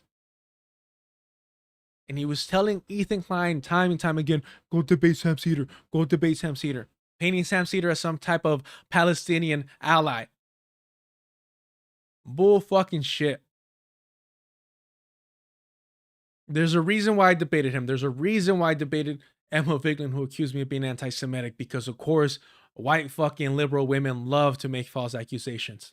This anti-Zionism, I had this conversation with the other day, like, there's anti-Zionism is, it seems to me, a creation of Zionists, because there's another word for anti-Zionism, and what is the other word for anti-Zionism? Because when you say you're an anti-Zionist, You're letting everybody know that you oppose the Zionist entity, that you oppose the European Jewish colonization of Palestine, that you oppose the white supremacist structure. So what other word can you use for anti-Zionism? Let's hear the other word. That is like, I believe in democracy. But that's a lot more than one word. I believe in democracy. Well, here in the United States, we have democracy. And it's still a settler colonial project. So that means that you could support democracy in the Zionist entity in so-called Israel, and it would still be a settler colonial project. And usually these settler colonial projects only allow the illusion, the idea of democracy when they have become the majority. Why do you think they fear white genocide so much? Because they don't want to lose the numerical majority. Why do you think they're so concerned about birth rates? Because they recognize that they're fucking invaders. What does an invasive species do? They'll overpopulate the area. They try to starve out, if not directly attack, the indigenous people, or in this case, the indigenous species. We're fucking animals, baby. Don't ever fucking forget it. Or I just believe that you shouldn't like self-determination. Self-determination. That you shouldn't be oppressing people and preventing them from having any autonomy. But as soon as it becomes anti-Zionism, it's like it becomes like I hold a special set of beliefs. Yes, the special set of beliefs is the special characteristics of Zionism. Every settler colonial project has special characteristics, material realities that are unique to each and every one of those. When we talk about the colonization of so-called Latin America, we have to acknowledge and recognize the Catholic Church, Catholicism. That was a huge part of it. Everyone gets upset when I'm honest and direct in saying, hey, for all the evil and atrocities that the Catholic Church approved of, they also were part of the reason why the conquistadors had to get reined in. It was because they're fucking supremacists. They viewed the indigenous population as being too ignorant, that they didn't know the true God, and they had to be taught about salvation. They had to be taught about Catholicism, about Christianity. And for that reason, they couldn't be treated the way they treat the Muslims. They couldn't be treated the way that they treated the Jews. They saw them as children that still had the potential of being saved, right? So because of that, the Catholic Church was like, all right, we're gonna tone it down a little bit. This is not to give credit to the Catholic Church. It's not to give them, any flowers or anything like that. No, that's just a reality. Because we look what the WASP did here. They did not give a fuck. They were exterminating them left and right because they viewed them as pagans. They viewed the indigenous people as pagans, as devil worshippers, right? They weren't concerned about saving their souls. They didn't see them as, oh, they're just innocent. We got to teach them the right way. No, they're our fucking spiritual enemies and we want their land. So every settler colonial project is different. And we need to address the realities of those differences. Zionism is unique to the Zionist entity. No fucking shit. So it has to be addressed and acknowledged and combated uniquely. But they don't care about that. They don't want that. They want to see the Zionist project become democratic. Because that's what they've normalized here. That's what they accept here. That's what they promote globally. They want to normalize settler colonialism. They don't want to combat it. They don't support decolonization. They would fucking lose power. These people are fucking sick.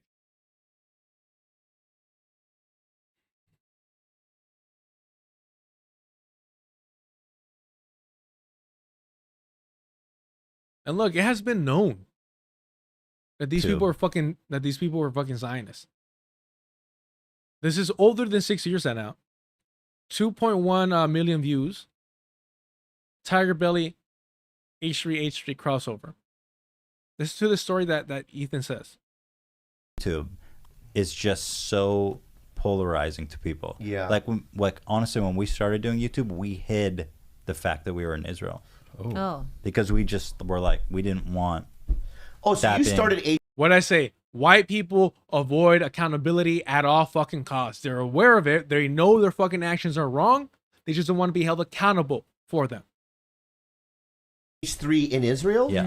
No. The podcast? No. The Not the podcast has been podcast. around for like a year. Oh, you But guys we've have been making videos videos for like 5 years. Yeah. Wow. What kind of videos would you make? Is it like a podcast, or was it sketches and stuff?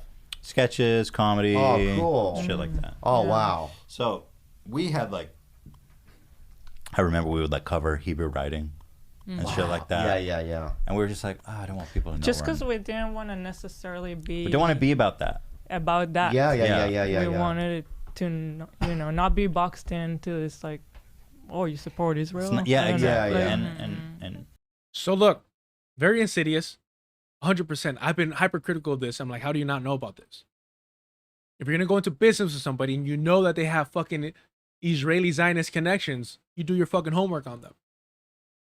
Unless you're trying to sweep that shit under the rug. And this is what I'm saying. That in reality, the Klein's position, their type of Zionism has not really fucking changed at all. It is a very liberal Zionist approach to say, just like Sam Cedar, hey, I'm not going to identify as anti-Zionist or Zionist. Hila Klein's position has not really changed. She's like, I'm not really about that, because they have the privilege and benefit of being able to say, sounds stressful. I don't want to deal with the baggage. I don't want to be held accountable. So nothing has truly changed. The clients have always been the same type of fucking Zionist fucking pigs that they've always been. And that was okay for Hasan to go into business with. And I see your mistakes. I see you in the Deculturation Live chat. Appreciate it. You already know nobody's calling out these fucking people the way that I do. I don't say that to be arrogant. I don't say that to big up myself. No, I'm saying that because that's a reality, and it's fucking frustrating because it feels like I'm fucking losing it over here. How are you not seeing what I'm seeing? It's clear as fucking day. All the evidence is there. Hasan Piker only brought up Hila Klein indirectly to trigger Ethan Klein, to get his audience to start attacking Hila Klein, and to get Ethan's audience to start attacking Hasan. And suddenly everybody forgets about Matt Thus. Everybody forgets about the Matt Thus interview. That Hasan Piker has time and time again normalized liberal Zionists. From Ethan Klein, Hila Klein, an IOF veteran. He knew she was an IOF veteran. Everyone knew. She was born in the Zionist entity. She served in the IOF. Mandatory service. She did it. Everyone knew this. Hear her fucking talk, bro. It's fucking disgusting and it's obvious. It's like hearing Afrikaner or whatever the fuck they call that made up shit. It's appalling to the ears.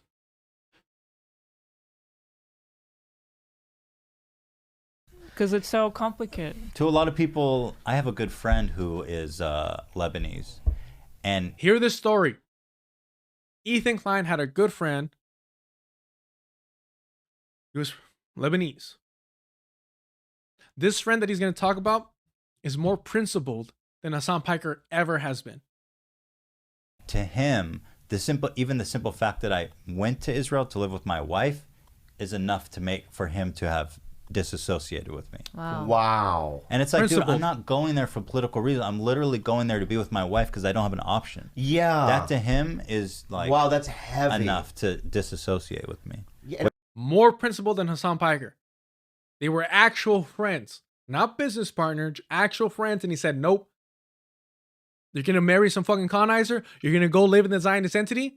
Our friendship's over. And that's fucking right.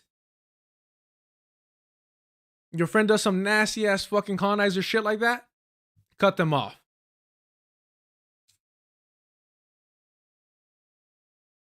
What does Hasan Piker do? Start leftovers with him. That's what he does.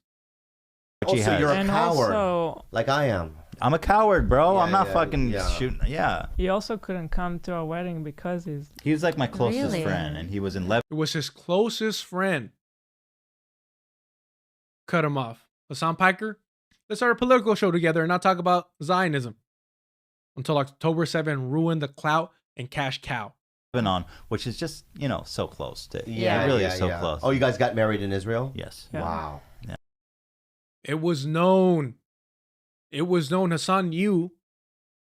Hasan knew. This isn't fucking. Look at this.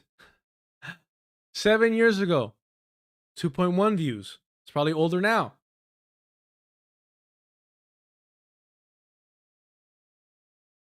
You say you. And this is where she talks about how she served in the IOF and she went into a so-called ride-along into the West Bank and kidnapped a Palestinian person.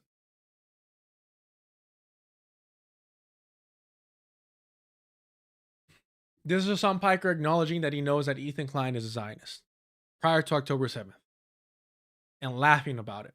You think the people of Taiwan, whatever they want. And it seems to me that the people of Taiwan want independence. So I'm right with you there, brother. Independence for Taiwan. I think one nation, two systems. One nation, two systems? Yeah.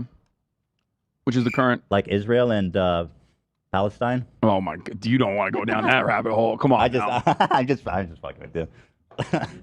I'm just trying to get you. It's so fucking sick that Ethan knows that he could laugh about Palestinian.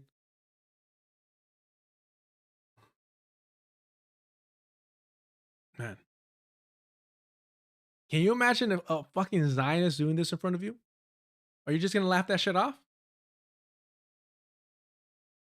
It's infuriating that people actually believe that Hasan is on the left. That he's not in this for cash, money, and clout. This is what he's all about. And unfortunately, Operation Alaska Flood, October 7th, ruined this for him. Because this was prior to that. He doesn't acknowledge, address Ethan's Zionism. He laughs that shit off. Israel and Palestine? Oh my God. You don't want to go down that rabbit hole. And rolls his eyes. Oh my God. You want to go down that rabbit hole? And that is his reaction to Zionist Ethan Klein laughing at his face about Palestinian liberation. What do you mean by you don't want to go down that rabbit hole? Why not? It sounds like you don't want to go down that rabbit hole. It sounds like you avoided everything to go down that path and expose him as a fucking Zionist to your audience. And you, a Zionist normalizer. It's all good when it's liberal Zionism, apparently. This is who he really is as a fucking person. When he thinks he get away with certain shit, this is who he is. And I asked his audience, his cult members, would you support him if he had a show with Nick Fuentes and never brought up or questioned Nick Fuentes' supremacy? If you do, hey, you're consistent. You would have supported him? Cool, you're consistent. I'll give it to you. If you're saying no, he definitely would have pushed back against Nick Fuentes' white supremacy, then why is Zionism an okay white supremacist ideology and not whatever the fucking Nick Fuentes is on? Whatever Catholic fucking white supremacist. Oh man, that fucking... If Bernie Sanders can be a lifelong Zionist, and Alejandra Ocasio-Cortez calls him Tío Bernie, then I guess that makes fucking Nick Fuentes our fucking primo. That's AOC's primo. Man. But he sure loves to fucking bark. He sure loves to fucking bark, man.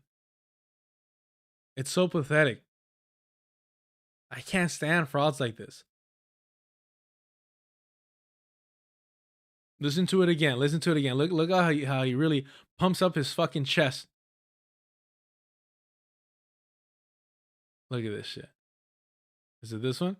And every type of armed resistance against both the settlers and also the Israeli occupying force in the West Bank. Doesn't matter if it's your favorite podcasters like Wife that participate in these raids.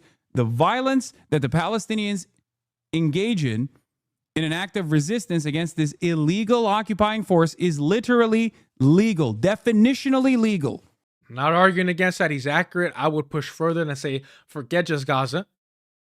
Yes, genocide is happening there. Forget the West Bank. Yes, occupation is happening there. I'm talking about the entirety of it. Stop separating it. Stop separating it because you're legitimizing the Zionist entity control over everything else in between. Palestinians have the right to oppose colonization all across Palestine. All across Palestine, not just Gaza, because a genocide is happening there. Not just the West Bank, because an occupation is happening there. Because settler colonialism is all across Palestine. That's why. But when you appeal to international law, morally it's correct, you sound just like fucking Norm Finkelstein crying about why BDS doesn't acknowledge and support the existence of the Zionist entity.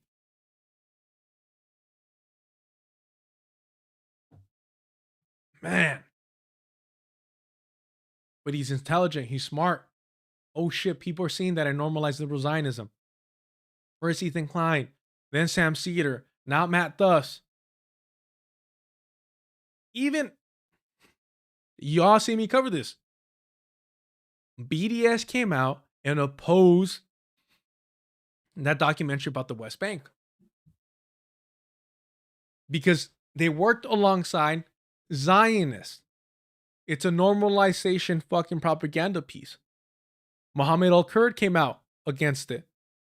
And later was a little bit more nuanced, but still recognizing that this was the slickness and the insidious nature of liberal Zionists. And Hasan Piker, without fucking question, had them on. And was concerned about the fucking Zionists. And we've seen iDubbbz using the BDS logo of a Palestinian child handcuffed to make obscene sexual jokes about Ethan Klein. I don't care what you say about a Zionist, but don't drag Palestinians, don't drag BDS into it. Do not drag the imagery of a Palestinian child into it. It's fucking disgusting. And I don't just say shit, I'll fucking show you what I mean. Man.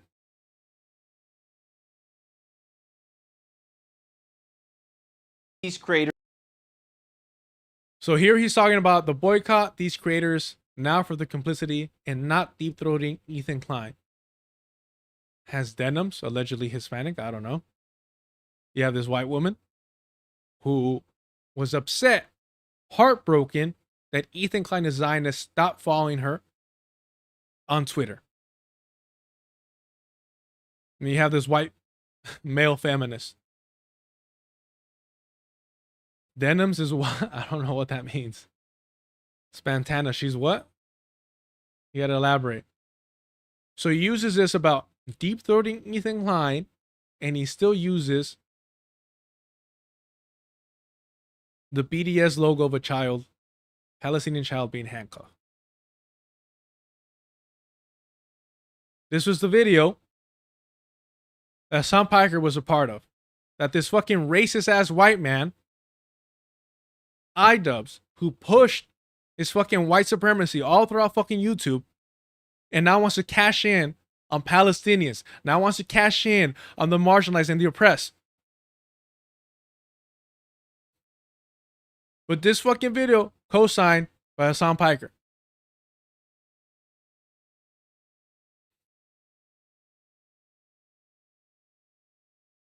All these people that pretend to support Palestinian rights, Palestinian liberation, Palestinian decolonization, are cool with this fucking white racist, this opportunist,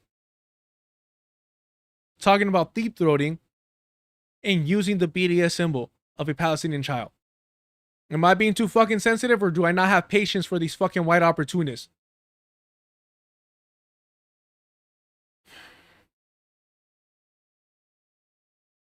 Man.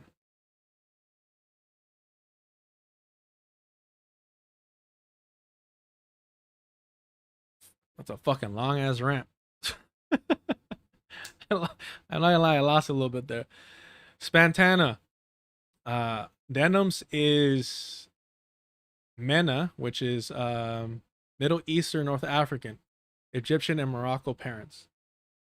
Maybe it's a joke that I had missed. I think somebody that was saying that she was Hispanic or whatever. I mean, because of, I think the Spanish and the Moors and just that whole region, that whole area. It's very easy for us to look alike. I have a Palestinian homie that, for safety concerns, immediately following 9/11, due to where he was in the country, he would just tell people he was Puerto Rican for a minute because that's how bad things got. That's how bad things got. Man. Yeah, so that's Sean the Black. Fucking man, like some people have no fucking self-respect. No fucking self-respect.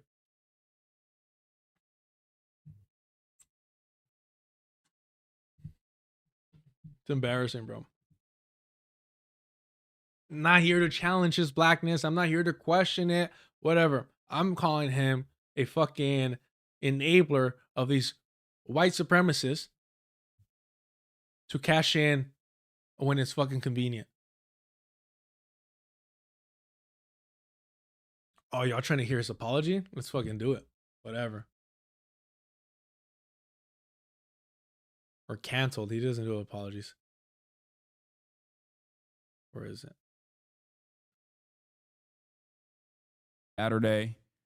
It's Saturday. Saturday, folks. We're live. We're alive, and I hope everyone's having the liberal Zionist allegations button. So help me God. That's what I'm gonna do. August has been address the liberal Zionist allegations. JK, hoping you're having a. He says allegations. Why do you get, bro? Like this vocal fry. I'm telling you. Growing up in fucking California, only like white rich people do this fucking vocal fry. I don't know what it is. I don't know what the fuck is wrong with them. Y'all can hear my accent, especially when I read. You know where the fuck I'm from. This dude grew up in Turkey. He grew up in Turkey, a rich fucking kid in Turkey. Why the fuck are you talking like some fucking white dude from the Californians on SNL over there? I mean, shit, I might slip up every now and then. Maybe I say bro a little too much. Not gonna lie. Maybe I say dude a little. Nah, not that much. I can't stand the way these people, these fucking transplants talk. It's such a fucking try hard thing. August has been address the liberal Zionist allegations. JK, hoping you're having a wonderful. Yeah, I will. Of course. I'm getting canceled. We're gonna do that. We're gonna get into that in a second. But yeah, personal news wise, I ended the broadcast last night. It was a real orgy, basically. We saw the action in real time. And the joke is that it's not. Let's get to it. It's not real. Reminder, you have kids watching. Apparently, okay, that's true. Hold on. I know that it's not real. I'm gonna address it in a second. Hold on. There it is. Think Hamzat Chimay. Jesus fucking Christ. Where's the actual thing? Man, I can't stand this motherfucker. Is it this one? Yeah. You know what I mean? It's not. And try to actively deplatform others. If you are unconditionally and uncompromisingly on, it's not a cancellation. You deadass platform is genocide denier. The I pushing. I'm gonna keep talking about things that I think are relevant and important. Yeah, because he's covering his ass up 2 years of genocide support. I told you what my policy is. You say it's a genocide. You want to stop weapons transfers to Israel, and you are an advisor in the foreign policy blob. Keep pushing. As long as you don't try to limit others who are more radical than you, try to stop others, and try to actively deplatform others. If you are unconditionally and uncompromisingly on board, then it is what it is. Good. Only time will tell if these people are being cynical or. So you're immediately, I can't stand his fucking voice, y'all. I'm sorry. Like you proactively have to force that, pretend that you have that deep voice, and then manipulate your audio as well. I don't understand the performative aspect of that. It's working for him though. It is. If you check out his older streams, you know what he actually sounds like. You know what he actually sounds like. It ain't this. Or it's that second puberty. It's that second puberty, bro. It's that second puberty. But he's already trying to say, oh, the people criticizing me for continuously platforming liberal Zionists, Matt Does is not the first one. We'll see if they're cynical or not. Homie, we know you're an opportunist. We know you're an opportunist. We've seen it. You have a track record. Being bad, but it's not like we agreed. There was a back and forth there that I think a lot of people. There was no back and forth. We went over it. When does this shit actually start, by the way? Is it this? In the aftermath of the Holocaust, for their participation in it, that you let your disagreements be known is going to lead to like a bloodbath. You know what I mean? It's not like I'm talking to someone who is an ultra Zionist or someone who is like refusing to say it's a genocide. Like you know what my red lines are. You know, someone. So look. He goes. Sorry, because I was so confused. I thought that was just the intro. He says, "Oh, it's not like I'm talking to an ultra Zionist." Mind you, Matt Does was over here saying, "No, there's different types of Zionism. I have some progressive Zionist friends." Oh, this isn't what the Zionists meant to do, which is hilarious because this reminds me, like, you have the Vanguard over here. You have the Vanguard trying to act like somehow they support Palestinian decolonization and liberation, and they're over here talking about so fucking pathetic about this, right? And like I said, this is too meta. There's Hasan watching himself, the Vanguard watching them, somebody watching Asmongold. It's all over the fucking map. But these motherfuckers try and pretend that they care about Palestinian decolonization. Okay. I did get out of the car once. Security operations draft. I'd rather shoot myself in the fucking head than go participate in our illegal, war crimes, killing innocent people in Iraq or Syria. No, I would literally take a bullet to my own fucking head before I ever join. So I don't want to hear this. He's never sacrificed anything in his life. These motherfuckers switched up and started bashing third parties. Get the fuck out of here. This is what they actually do when confronted with Zionists, by the way.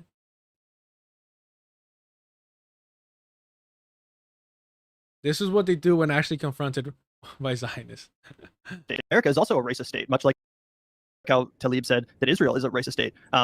This is something we have to acknowledge about the way these countries were founded, the way that policies continue to, affect people unequally in these states. So I think it was very uncontroversial for her to say that. And I'm glad to hear that, you would welcome her endorsement. Quite frankly, that means a lot. So as I would welcome. So he was saying, Rashida Tlaib accurately stated that the Zionist entity is a settler colonial project the same way that the United States is a settler colonial project. It's uncontroversial. These are the realities, the origins of both of these so-called states. Gavin says this accurately. All right, cool. On the same page. Awesome. The endorsement of any progressive who claims to be for the agenda that I put forth. By the way, while I agree with everything that you just said about where Israel is today, I don't think that it's a comparison to the founding, because the people who founded Israel did not foresee what is happening there today. This is Marianne Williamson, Oprah's spiritual guru. Also, she ran for president twice, aka she went on a book tour. She's a Zionist. She's saying here, oh, the people that founded the Zionist entity, the original fucking colonizers, did not intend for all this to happen. Same shit that Matt Does was saying to Hasan Piker. Now, credit, in comparison to what the Vanguard is saying here, or what they choose not to say, Hasan Piker did give pushback. But he did not give pushback in the same fucking demeanor and the same fucking energy that he had when he was on the stream by himself talking about dog catchers and neo-Nazis. He set that fucking standard. He set that fucking bar. And intended for this not to be. So, but in terms of where we are now, we are where we are now. And it is absolutely reasonable to protest it. And like you said, 100,000 people in Tel Aviv are protesting it. And that's an important thing. I think one of the problems, to be honest. No. The 100,000 people in Tel Aviv at that time were not protesting the treatment of Palestinians and the indigenous population. They were upset about how the settler colonial project was being run, not that it exists. That has occurred over the last few decades is how the American left separated from the Israeli left, the Israeli Labor Party. That was, there are. She's crying that the American left, the left that she represents, the left that the Vanguard, Gavin and Zach over here represent, are no longer connected with the Israeli left. Israeli Labor Party. That was, there are many leftists in Israel who've, felt like it was some help. And keep in mind, it's the left that established the Zionist entity as legitimate. I feel like a lot of people, Marianne, don't actually know that you're a Jewish candidate. And I was Okay, we're about to hear the pushback. A lot of people don't know that she's a Jewish candidate. All right, let's hear the pushback to her fucking Zionist lies. Yeah, absolutely. I feel like a lot of people, Marianne, don't actually know that you're a Jewish candidate. And I mean, that's just crazy. And sometimes.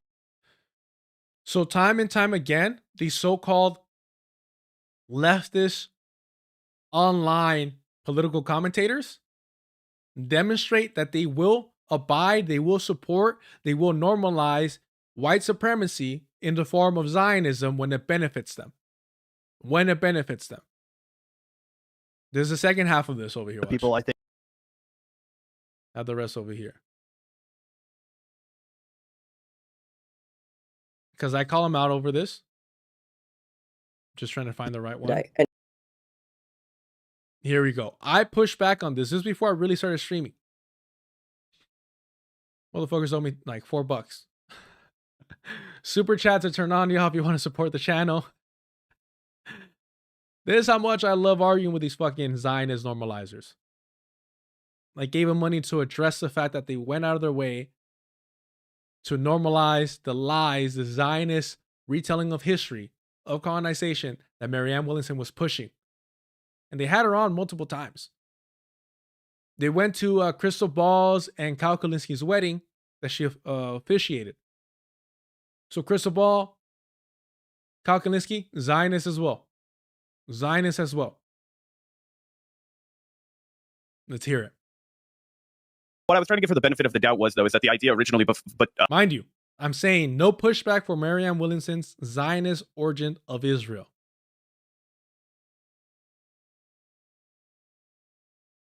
What I was trying to give her the benefit of the doubt was, though, is that the idea originally, behind the founding of Israel was like more of the idea of like a kibbutz in Jerusalem, right? And for people who don't know what kibbutz are, it was like voluntary, like almost like anarchism, right? That's one of the reasons that kibbutz were almost like anarchism. Not that they were settler colonial outposts. Not that they were settler colonial outposts. No, it was anarchism. Because Chomsky, Epstein's best friend, said so. Noam Chomsky describes himself as, or not one of the reasons, right? But that's the tradition that he's like borrowing from when he, espouses his anarcho-syndicalist principles, because it's like a Hebrew cultural custom where people, live it basically like a co-op, like a kibbutz is basically a co-op. Mind you, Zionists would run in, take over land overnight. Overnight. They would wait until night and then establish a kibbutz and settle in and just pop, pop, pop, pop. They'd be armed and they would harass and bully and assault the Palestinian indigenous people. This is the vanguard, and you're telling me they're not fucking white supremacists pushing this shit? It's all right. You want to be generous, excuse the fact that they were willing to not push back on Marianne Williamson's Zionist lies about the founding of the Zionist entity. But here they are doing the same exact shit. Lying about the kibbutz. Lying about the fucking kibbutz. Literally, without kibbutz, you do not have the Zionist entity. They were like Jamestown here. They were the fucking settler colonial outpost to establish the Zionist entity itself. That's what a fucking kibbutz is. It's not some fucking anarcho-syndicalist co-op. Because Epstein's friend, fucking Chomsky, said so. It was founded in the beginning of the 20th century as by young Zionists who wanted to live in, Jerusalem, and that was, going to be an effort for them to live harmoniously in their holy land, and not an effort to subjugate or, remove anyone else, because with all Abrahamic religions view Jerusalem as their holy land, right? So I don't think that you could fault that concept, that idea. What became a problem was when it became an actual, vessel state, after World War II, when the United States started giving it massive amounts of funding, when all of that happened, because the act of the Zionist movement predates that, entire moment in history, which is why I was just trying to give her the benefit of the doubt. As a Jewish woman, she was, I could see her trying to like make the case for that and say like, no, it actually had a pure spiritual beginning that was then co-opted by the actual political and governmental state. That it had a pure spiritual beginning. That had a pure spiritual beginning. Mind you, he's not saying, oh, I don't know about the history. I'm not educated on it. We'll do more research on it. He is pushing back and arguing against me saying like, bro, the kibbutz. It's so fucking frustrating. These people make money, like a lot of fucking money, from pretending to be on the left, pretending to oppose white supremacy. And they're white, so they get extra credit, right? And nobody talks about this, mind you. Now this is paywalled. I was screen recording this shit when I was watching it live. But this fucking episode is paywalled now. It's for members only. Because they know. They fucking know what they were saying. They know they fucking bet on the wrong horse. These motherfuckers from Hasan Piker to the Vanguard were not betting on October 7th.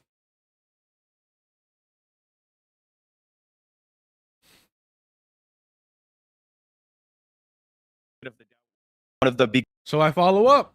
Again, they owe me $4.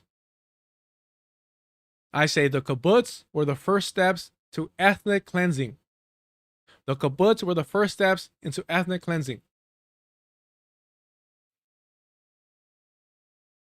Beginning first practiced, groups of anarchism, right? It's the early kibbutz. We're talking like 1900s, 1910s.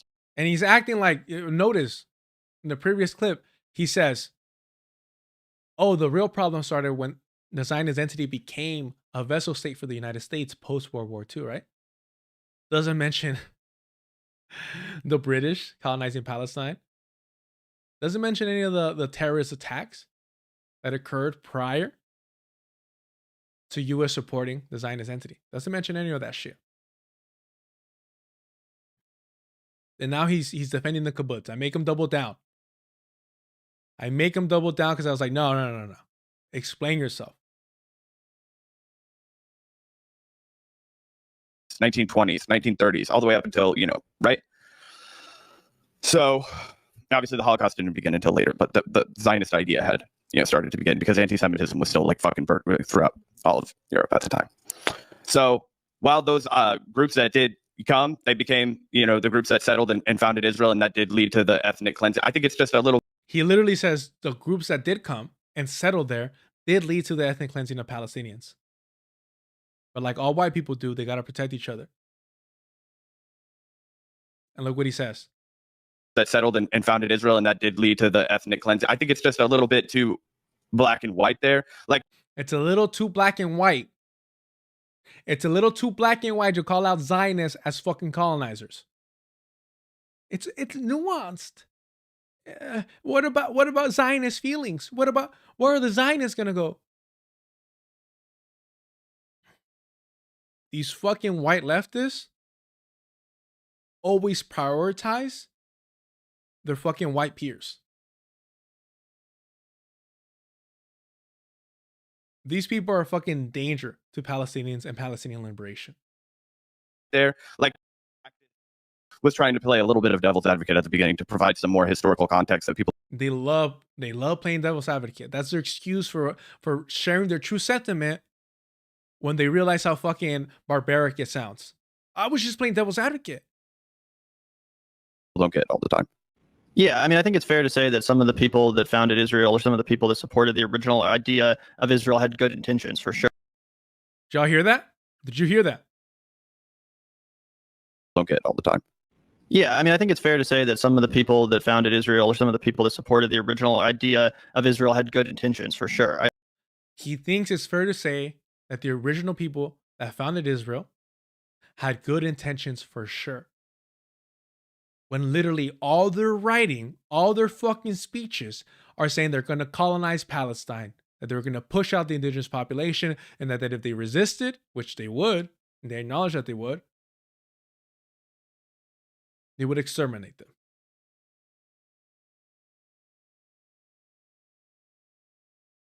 Israel or some of the people that supported the original idea of Israel had good intentions, for sure. I think that's like definitely something that's fair to say. It's fair to say that they had good intentions, apparently. It's fair to say that fucking Christopher Columbus had good intentions. It's fair to say that Andrew Jackson had good intentions. Man. And I would be out of line. I would be pulling the race card if I called them fucking white supremacists for pushing this fucking white supremacist ideology, this Zionist revisionist history. I would be the one out of line. Do you see what I mean when I say we have to consider these fucking liberals? I don't care if they call themselves rad libs. I don't care if they call themselves sock dams, progressives. I don't give a fuck what they call themselves. This is some fucking liberal shit. That we should treat them and view them the same way that we view fucking fascists, because they normalize fascism. They're not the same, but they normalize and set the fucking path for fascists to take over. This is Zionist propaganda that they're spewing. I'm sure some founders of Israel had good intentions. But don't worry, he has a disclaimer. He has a disclaimer because I'm clearly taking all this out of context. I'm being bad faith. Of Israel had good intentions, for sure. I think that some of the people that founded Israel, or some of the people that supported the original idea of Israel, had good intentions, for sure. I think that's like definitely something that's fair to say. Now, whether or not the execution of the idea was in line with the execution of the idea, it's how they went about it. It wasn't the Zionist ideology itself. It's how they carried out the settler colonial project.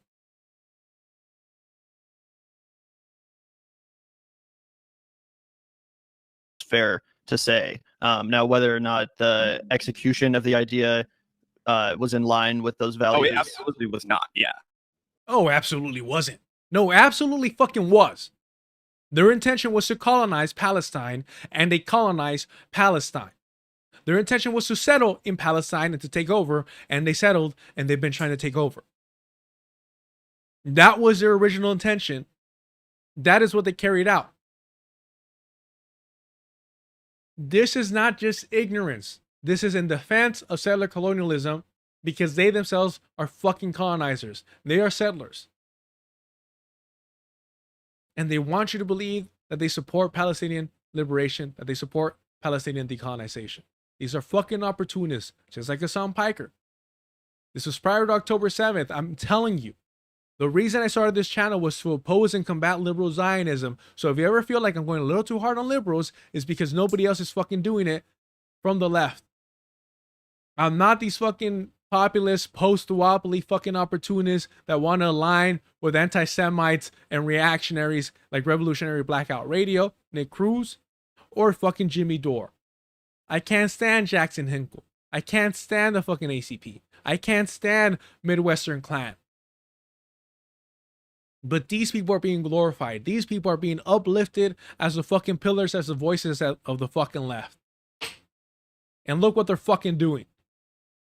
They're pushing Zionist, white supremacist ideology and rewriting history and cashing in on the death and suffering of Palestinians, pretending to be allies.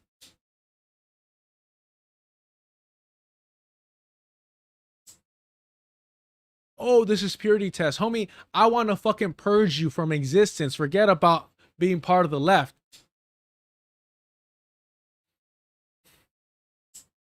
These people are reactionaries. They are to my right. You want to give Sam Cedar credit for making fun of Ben Shapiro for the millionth time? For clowning on Steven Crowder with Ethan Klein? Did I expose how they're fucking Zionist enablers, how they're Zionist normalizers, how they are Zionists themselves? And that's a fucking issue? The fuck out of here. Now I gotta go do some fucking union work. Thank you. Support the channel if you can. Hit the like, subscribe, leave a comment. Super chats are turned on. Ya estuvo.